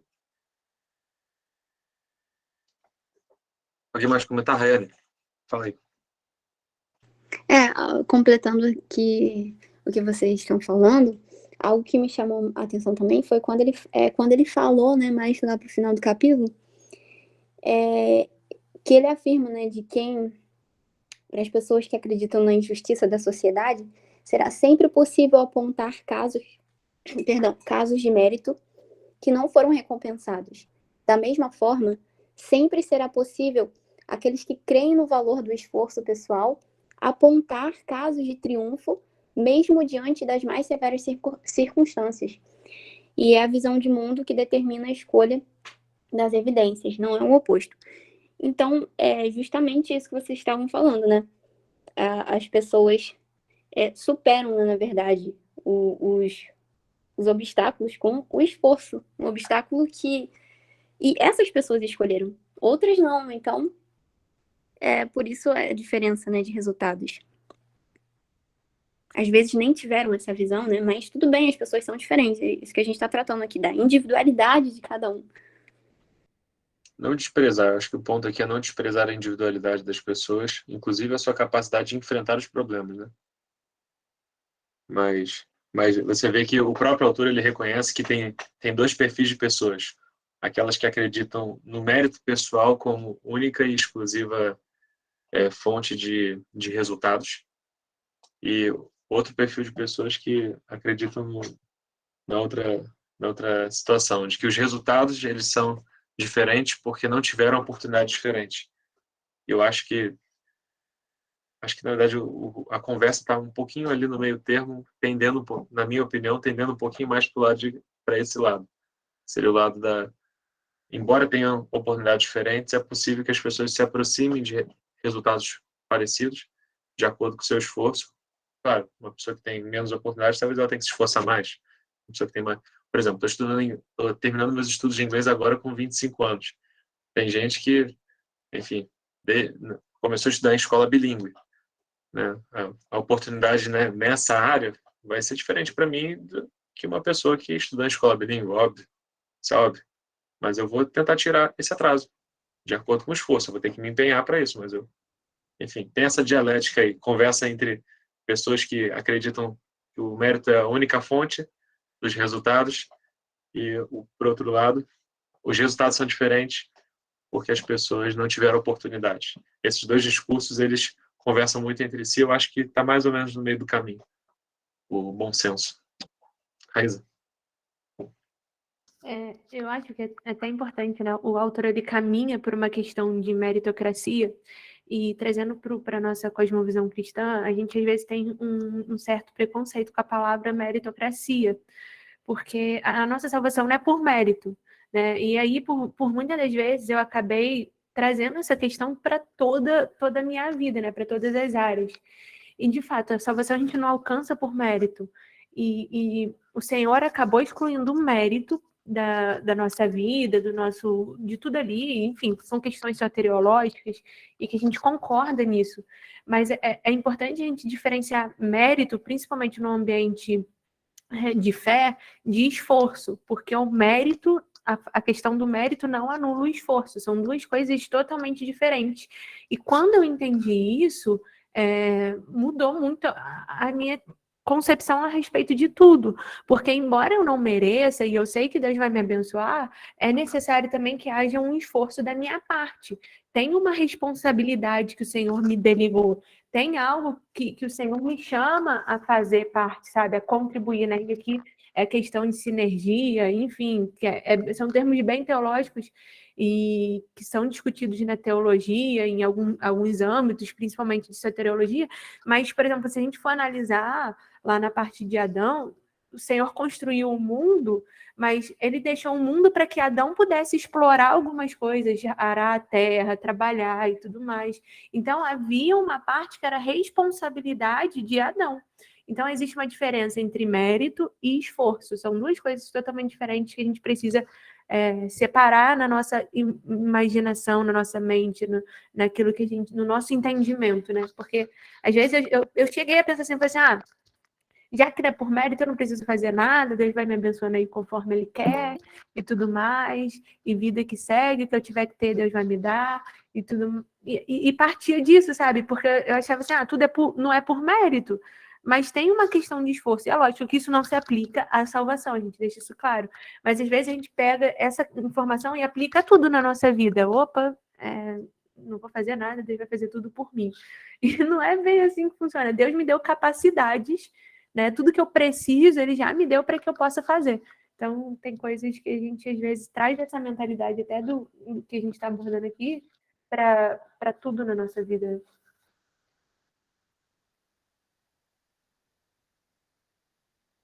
E é interessante, a Bíblia fala, né, que a chuva ela cai sobre os justos e injustos. É uma forma de, acho que, se não me engano, foi o Salomão que escreveu isso em Eclesiastes. A chuva ela cai para justos e injustos, quer dizer, todos seriam expostos a situações semelhantes, né? Mas o Senhor daria essa oportunidade, né?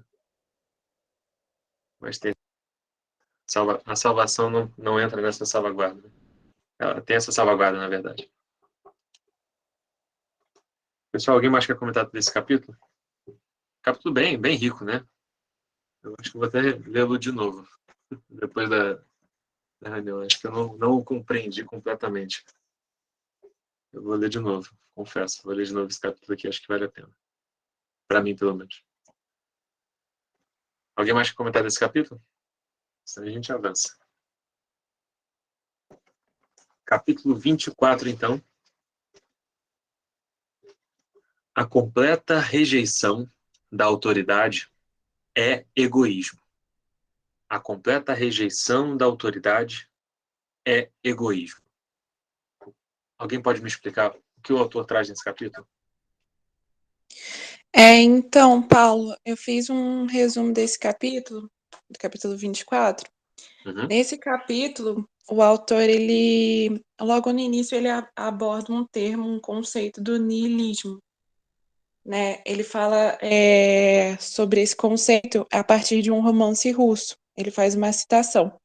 E ele fala que um dos personagens desse romance russo, né, desse livro, ele criticava, ele negava todo tipo de autoridade e ele criticava todas as coisas, e só reconhecia aquilo que ele podia experimentar, né, através da experiência pessoal dele. Então ele negava todo tipo de autoridade, todo tipo de argumento de autoridade, todos os conceitos, e ele só, então, aceitava aquilo que ele podia comprovar com a sua experiência pessoal. E aí o autor ele comenta essa questão da autoridade em cima desse exemplo do livro, porque ele vai falar que aí ele dá um outro exemplo também, que ele estava uma vez num voo e conversando com uma passageira, ela acho que morava num país lá da Europa, se eu não me engano era na Irlanda, e em um determinado período esse país passou por uma repressão muito grande por parte da Igreja Católica e ela meio que ficou traumatizada, né? Essa moça estava conversando com ele, ficou traumatizada por conta da repressão e ela disse que então ela não acreditava em mais nenhum tipo de autoridade, porque a autoridade lá que se manifestou no país dela foi muito repressiva. E aí ele estava no voo então e ele questionou a ela então, como ela estava naquele voo acreditando na autoridade do piloto, né, na capacidade do piloto para conduzir o avião. E aí ela argumentou que naquele caso seria diferente e tal, porque a autoridade do piloto estava baseada em certificações, em questões de certificação. Ele havia estudado, feito um curso, recebeu um diploma, enfim. E então a autoridade dele era reconhecida porque estava baseada em conhecimento e certificação. Aí o autor rebate ela, né, questionando quem deu autoridade para as pessoas que certificaram o piloto. E ele fala que justamente essa crítica da autoridade leva a uma regressão infinita, porque se você põe em dúvida determinada autoridade, na verdade, você está botando em dúvida toda a cadeia que certificou aquela autoridade. E ele diz que tanto no exemplo desse romance russo, né, do personagem lá que se assumia nihilista, quanto dessa moça que, né, por causa da repressão, ela passou a negar todo tipo de autoridade, na verdade, eles estavam sendo egoístas porque, no fim, né, a autoridade que eles estavam reconhecendo era apenas a deles. Então, ele fala dessa moça, por exemplo, que ela disse que não acreditava em mais nenhum tipo de autoridade, mas acreditava na autoridade do piloto. Na verdade, ela era a única autoridade que ela acreditava, porque ela que ditava, entendeu? Quem era confiável ou não, que ideia era válida ou não. Então, quando você nega todo tipo de argumento de autoridade, na verdade, você está se colocando como juiz e você está se colocando acima de todos, né? Você está sendo egoísta porque está se colocando acima de todos, né? O único capaz de dizer se algo é válido ou não, né? O único capaz de dizer o que é verdadeiro ou não. Eu acho que essa é a ideia central do capítulo. Larissa, vê se você concorda comigo. Não é que as autoridades não possam ser questionadas. O autor acho que ele não vai muito por essa linha. Mas ele coloca que a rejeição completa de qualquer autoridade, isso é egoísmo.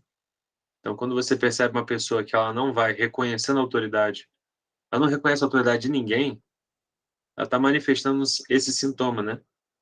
Você concorda com essa ideia? Eu tive essa impressão. Sim, ele não aborda exatamente isso, mas ele deixa claro essa questão da Vai usando autoridade. exemplos. Isso, ele deixa claro até mesmo no exemplo dessa mulher que ela fala expressamente que ela não acredita em autoridade nenhuma. E ele fala que você dizer isso, na verdade, você está sendo egoísta, porque quando você diz isso, você está assumindo que a única autoridade na sua vida é você mesmo, entendeu? E é impossível, na verdade, você negar todo tipo de autoridade. Eu acho que ele não aborda exatamente isso, mas ele usa esses exemplos. É exatamente isso mesmo. Ele, na verdade, fala do preconceito logo no início do capítulo, né? O ideal de uma vida sem preconceitos, sem estereótipos, sem preconcepções e sem autoridade pré-existente não obstante, considerado apropriado, de fato, algo nobre. Mas aí ele vai questionando essa questão, né? Então, o preconceito está relacionado com isso, né? Eu preciso ter um preconceito. Quando eu olho para uma autoridade, e qual é o preconceito? A pessoa sabe o que ela está falando. A pessoa tem credibilidade. Então, o meu preconceito dá credibilidade a determinadas autoridades. O que não significa que eu não possa questionar determinadas autoridades quando percebo que ali é um excesso ou ali é algum possível erro. Mas o ponto, acho que principal foi esse que a Larissa trouxe. Eu fiquei com essa outra impressão, essa conclusão, né? Conclusão moral da história. Eu tento tirar sempre uma moral de cada capítulo, para mim. Mas, e do livro como um todo, né? Fala, Reza. Tinha levantado bom? Sem querer aqui. Ah, tá. E isso é impossível, né? A gente precisa... A gente não tem como saber tudo de tudo. A gente precisa considerar que há pessoas capazes para fazer o que fazem. Eu percebo, por exemplo, como médico, eu sou médico, você sabe, e eu percebo como médico como é difícil tratar um paciente que ele sente que ele sabe das coisas. E, e eu não vou menosprezar o conhecimento que o paciente tem. E às vezes tem algum conhecimento, mas às vezes a pessoa, ela, durante uma consulta, ela quer que eu dê uma aula de medicina. E às vezes é engraçado, como alguns outros pacientes, eles confiam. Algumas pessoas, elas, doutor, se o senhor falar para comer pedra, eu vou comer pedra. Pera lá, eu não vou te falar para comer pedra. Não, doutor, eu acredito no senhor. E eu falo, caramba, isso é uma grande responsabilidade. Porque a pessoa, ela acredita fielmente naquilo que eu estou falando. Então, eu sinto o peso da responsabilidade e eu trato isso com muito respeito. Mas outras pessoas são muito questionadoras, têm o perfil de repente, enfim, questionar a autoridade de todo mundo para ver se realmente eu sei do que eu estou falando. E isso, às vezes, esse tipo de paciente, para mim, como médico, é um pouco mais difícil de tratar. Não porque seja difícil para mim justificar determinada conduta, mas é porque eu preciso que haja uma relação de confiança, que a pessoa confie naquilo que eu estou fazendo por ela. Mas existe uma liberdade. A pessoa pode questionar uma coisa ou outra, não tem problema com ser questionado. O ponto não é esse. Mas existem pessoas que têm esse perfil que a Larissa está comentando, que o autor comenta, né? Que tornam a vida da autoridade, digamos assim, que eu estou agora do lado de cá, da autoridade naquele assunto é um pouco mais difícil. Mas é possível ser questionado. Quem mais aí pode comentar desse capítulo? Eu achei interessante que ele vai pegando, né? Ele vai contando essas histórias e aqui parece uma conversa, né? Ele vai... A sensação que dá é de que eu estou realmente num livro de história, num romance. Eu estou entrando dentro da conversa desses personagens aqui. E aí, gente, mais alguém que comentar desse capítulo? Ele é bem sintético na ideia também, né? Como ele é um capítulo também de muitos exemplos, a conclusão ele traz no final. Ele arremata a conclusão no final. Diferente de outros capítulos que cada parágrafo não é um exemplo, cada parágrafo é um conceito. E aí ele traz um conceito, um exemplo, depois um conceito, amarra dois conceitos, amarra dois exemplos. Esse capítulo aqui eu achei a leitura um pouco mais fácil. Mais alguém? Capítulo 24. A completa rejeição da autoridade e egoísmo. Olha lá, pessoal, vamos avançando. Acho que dá para chegar no 25. Eu falei para alguém que a gente iria chegar, a gente só conseguiria avançar 5 capítulos. Eu falei isso no início. Não sei se vocês lembram. Eu estava certo? Olha só. Vamos parar aqui no capítulo 25. Preconceito, um requerimento da benevolência. O preconceito, Paulo, é um requerimento da benevolência? Como assim? Quem pode me explicar o capítulo 25?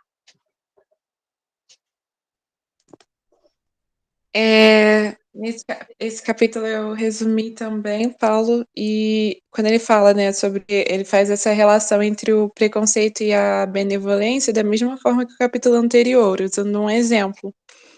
Aí ele vai falar sobre o médico que descobriu, né, a transmissão da malária pelo mosquito.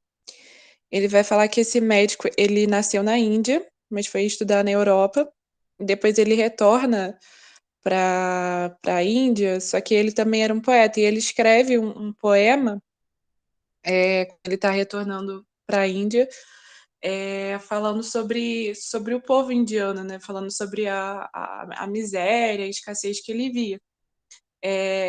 Ou seja, tratando aquela nação, aquele povo, numa ótica de um preconceito negativo, né? Entre aspas, assim, num estereótipo, que é a palavra que ele usa, um estereótipo negativo. Logo no início do capítulo, ele vai dizer que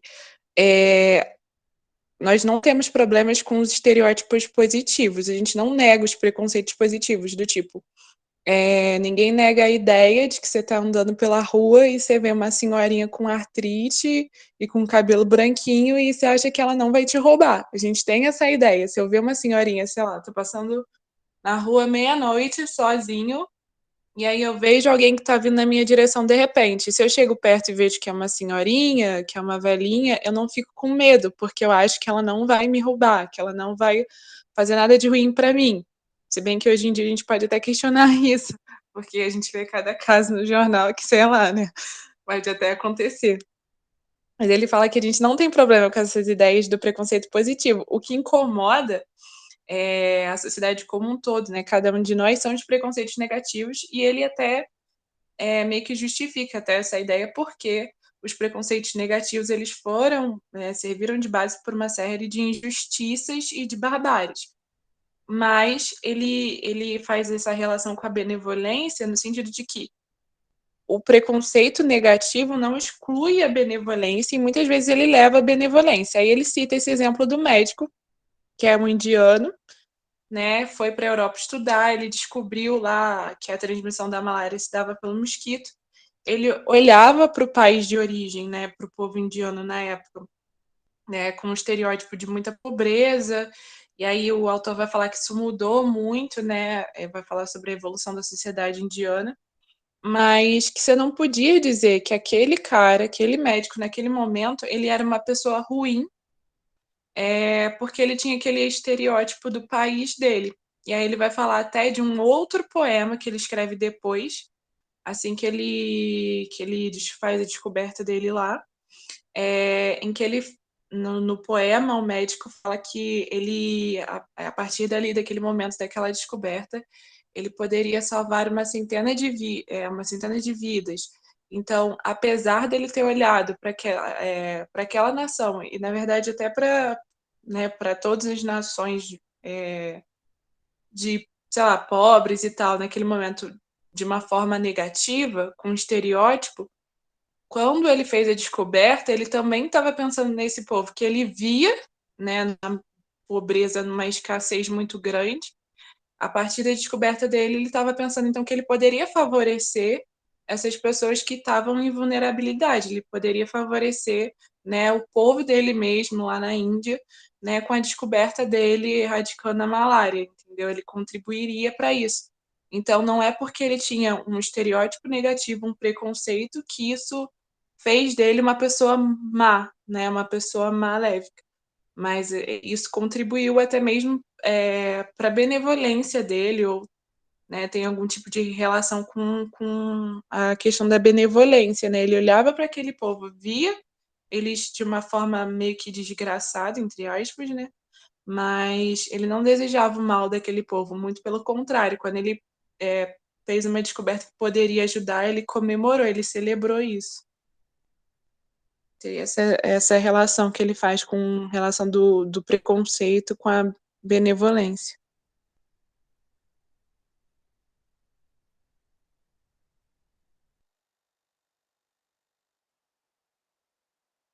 Desculpa, o microfone estava fechado. No final da segunda página, ele amarra dessa forma, né? O seu preconceito, o preconceito dele em relação ao seu povo, que é o preconceito negativo, né, Larissa? Você entende bem? Não exclui essa benevolência, né? O fato de você enxergar de forma negativa alguma situação ou algum comportamento, alguma condição, no caso aqui uma condição social, uma condição de saúde, uma condição econômica, isso não impede que você seja benevolente. Interessante, quando que a gente combate os preconceitos negativos, mas nesse caso aqui, por ele ter esse preconceito negativo, ele conseguiu enxergar a miséria enxergar dessa forma e se estimular a buscar uma solução para isso. Que foi o caso, né, da descoberta da malária. O que mais chamou a atenção de vocês nesse capítulo aqui?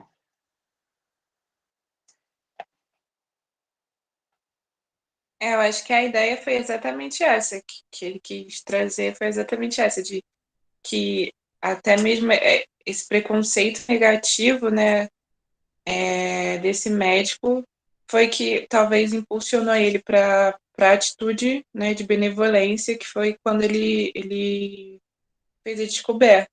Então, ele faz essa diferença, porque antes, né, logo no início, ele vai falar de que muitas vezes esses estereótipos negativos deram origem a barbáries, a situações horríveis, né? A gente tem até exemplo na atualidade, né, e exemplos passados na história, mas também esses estereótipos negativos não necessariamente vão levar para esse caminho de barbárie e injustiça, né? Eles podem estimular a pessoa a alcançar uma solução que promova a justiça, que promova o bem das outras pessoas. Acho que foi a ideia que ele quis trazer.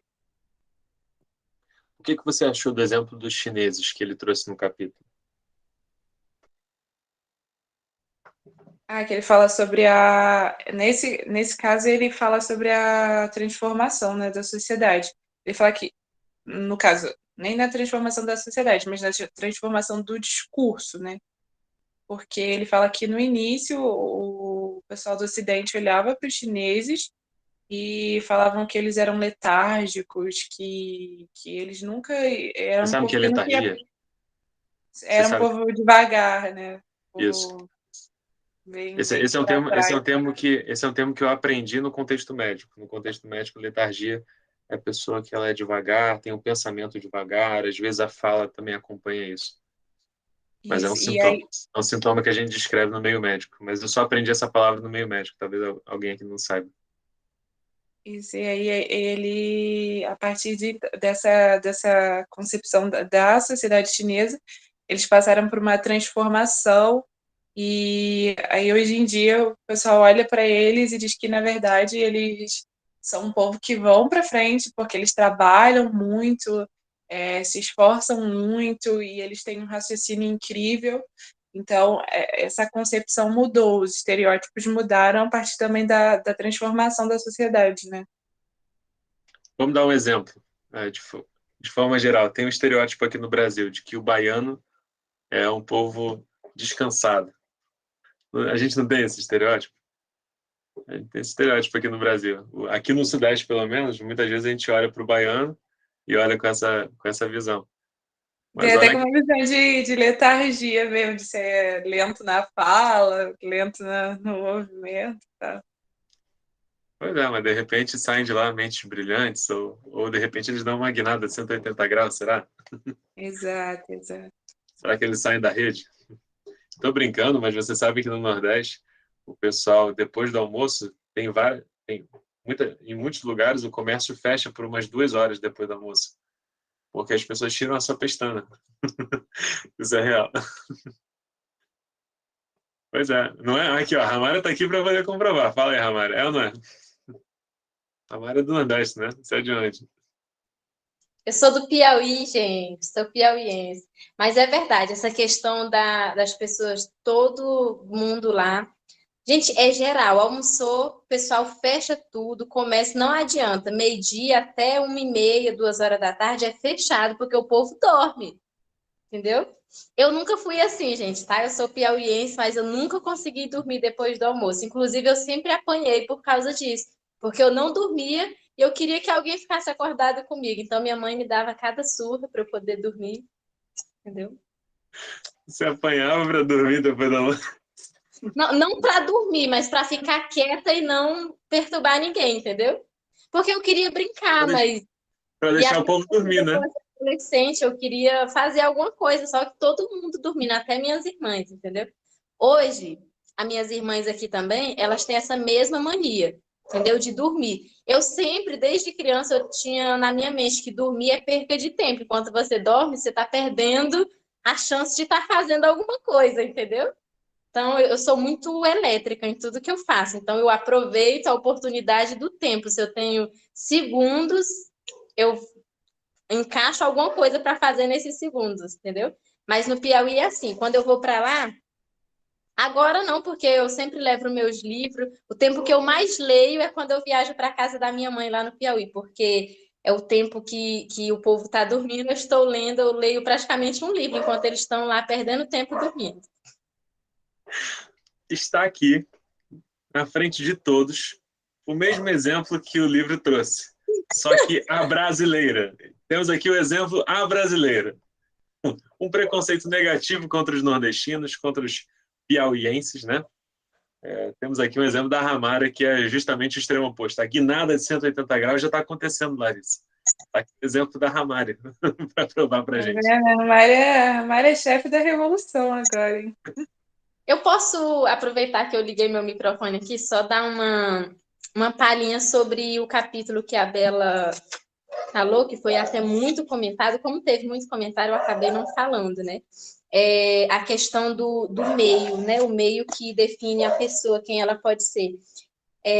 Eu vejo a minha vida como exemplo desse capítulo que ela focou aí, né? Por quê? Eu era uma pessoa que eu podia tudo dar errado. O meio que eu vivia era totalmente contrário à minha realidade, entendeu?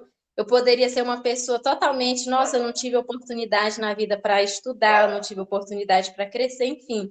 Não que eu seja lá grandes coisas, né, gente? Mas eu me vejo como uma superação, né? Alguém que tinha tudo para dar errado.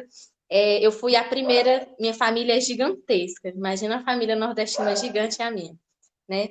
E eu fui, assim, a primeira a tirar a carteira de motorista, a dirigir, a ter um carro. Muitos na minha família olhavam para mim e falavam, você nunca vai terminar seus estudos. Ninguém na família terminou os estudos, por que você vai terminar? Você nunca vai ter isso, né? Então, eu sofri muito esse tipo de coisa. E, tipo assim, até mesmo hoje, muitas pessoas da minha família olham para mim e veem que foi totalmente diferente daquilo que eles imaginaram, né, que ia acontecer. A minha mãe é uma mãe solteira, de 6 filhos, ainda criou mais uma. Então, a gente não teve muitas oportunidades, como eu disse, mas eu terminei os meus estudos, eu viajei para o Rio de Janeiro, eu conheci Deus, e aquela realidade que muitos, né, aquele preconceito, né? Você não vai ser isso, você não vai conseguir, foi totalmente desmoronado, né? Depois da superação que a gente teve. E se eu for contar o testemunho é grande, né? Então é algo que me trouxe muito assim a minha vida pessoal, entendeu? Eu superei em algo que muitos olhavam e diziam que eu não iria conseguir. É isso.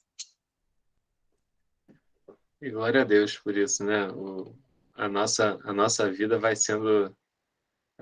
Estou muito feliz de saber dessa história de superação. Acho que está todo mundo aqui contente também, feliz pela sua superação. Muito forte, né, Flávio? Emocionante. Depois você conta, sim, esse testemunho pra gente. A gente vai querer saber, com certeza. Boas histórias. Quem não gosta de sentar e ouvir uma boa história? Eu gosto de ouvir Se uma boa tiver história. oportunidade, com certeza eu conto. A gente vai lá comer uma tapioca lá na tua barraca, aí você conta pra gente. Vai sim. Seria legal, né? Não sei se vai ter fim isso aqui, se vai ser assim para sempre, né? O clube. Mas seria legal a gente, sei lá, fazer um encontro a cada final de livro ou um dia, não sei, marcar todo mundo junto seria legal. Inclusive, nós temos essa ideia assim, a cada trimestre, a nossa ideia é, ao findar de 3 livros, nós nos reunirmos presencialmente. Tentamos fazer um encontro presencial para juntar o pessoal, principalmente aqui do Rio, né? Mas se tiver, tem um ou outro que é de fora, que não é do Rio, e tem visitado também as nossas reuniões, de vez em quando aparece, está lá nos grupos, mas também vai ser super bem-vindo. A gente vai fazer o convite. E aí, com certeza, vai ter essa oportunidade.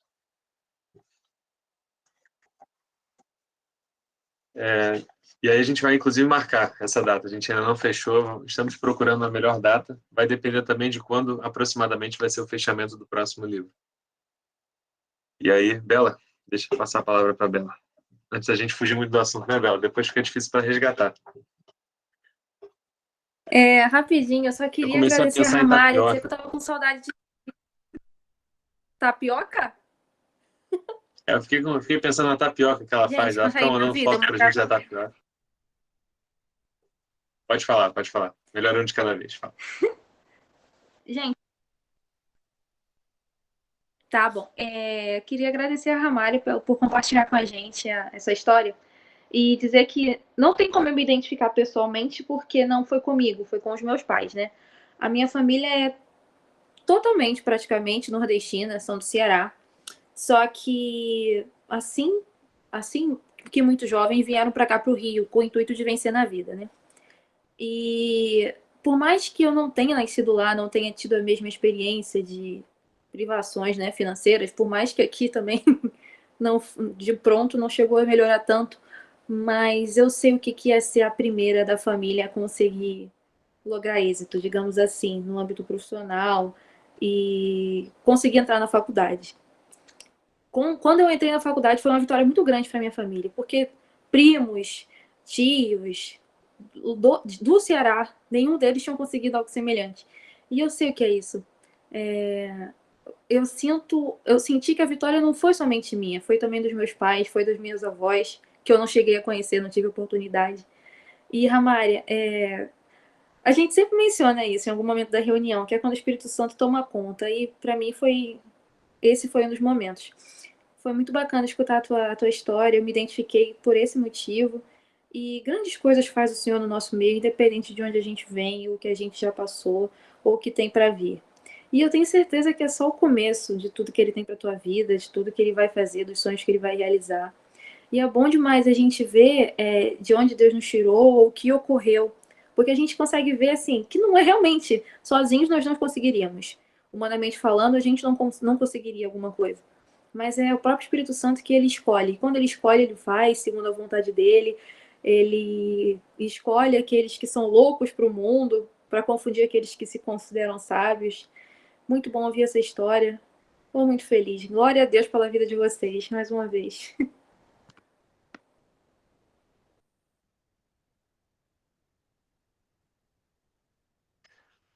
Amém. Então, olha, com essas histórias, com esses testemunhos, acho que a gente vai finalizando então a reunião de hoje. Já finalizamos aí o tempo, mas foi muito interessante, acho que foi bastante enriquecedor. Nós refletimos bastante sobre oportunidades. Tem 2 ou 3 capítulos que falaram sobre isso, e aqui tá 2 exemplos também de superação. Esse diálogo, né, também entre a meritocracia e as oportunidades que as pessoas recebem, né?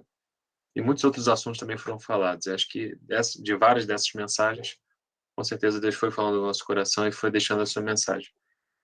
Quer falar? Quer comentar? Não? A Larissa mandou mensagem aqui. Então, eu queria agradecer então a presença de vocês, agradecer a participação, você que também está nos acompanhando em casa. Obrigado por ter estado conosco até aqui. É muito importante para a gente ter esses momentos e essas reflexões a partir desse livro que tem sido muito enriquecedor para todos nós. Eu queria fazer uma oração para a gente finalizar. Bela, você quer comentar alguma coisa? Antes? Você está com a mão levantada. Só... Perdão, eu esqueci de abaixar a mãozinha. Agora foi. Tranquilo. Então, eu vou... eu estou sabendo que nós temos uma fã aqui do Clube Leitura e Graça, então eu vou mandar um abraço. Como é que é o nome dela, Raíza? A mãe da Raíza. Vera. Oi? Ela assiste todos. Dona Vera? Isso. Então, Dona Vera, se você estiver nos ouvindo aí até o final desse vídeo, eu estou sabendo que a senhora ouve todas as reuniões e até o final. A senhora vai trabalhando em casa e vai ouvindo as reuniões, então um abraço para a senhora. Fica aqui o nosso carinho também. Então, pessoal, vamos fazer uma oração para a gente agradecer a Deus aqui e terminar. E aí, só lembrando, se você ainda não adquiriu, adquira lá no link do Associados da Amazon. O livro, então, desse mês e também do próximo já está lá disponível. Vai lá, a Ramária lá com dela, expondo, a galera só mostrando aí os seus livros. É muito importante, isso ajuda também a financiar o projeto. E com isso, a gente vai propagando, então, aqui essa mensagem e esse momento aqui importante. Para todos nós, tem sido muito construtivo, tem sido muito abençoador. Então, vamos agradecer a Deus aqui por essa reunião. Querido Deus, querido Pai, nós te agradecemos por mais um dia, por mais um encontro. por mais uma oportunidade de podermos compartilhar aqui conhecimentos, palavras que o Senhor também nos ensinou através desse livro, novos conhecimentos que nós adquirimos hoje, percepções, e que de tudo, o Senhor nos mostra. E algumas mensagens vão ficando no nosso coração. Assim, Pai, queremos pedir que o Senhor nos ajude a enxergar, para além das demagogias, para além dos discursos, que o Senhor nos ajude também a enxergar que com o Senhor é diferente. O Senhor nos proporcionou a salvação e nós não devemos ignorar esse presente, essa dádiva que foi a salvação. Ao mesmo tempo que não devemos tratá-lo como algo sem valor e não devemos perseguir em buscar o Senhor. Pai, que aprendamos a viver isso em plenitude das nossas vidas. E assim, Deus, nós te pedimos que essa mensagem fique no nosso coração, que o Senhor abençoe a cada um aqui em nome de Jesus e também a quem vai nos acompanhar posteriormente lá pelo YouTube. E assim, Senhor, que o Senhor nos abençoe para a tua honra e para a tua glória. Amém. Amém, pessoal?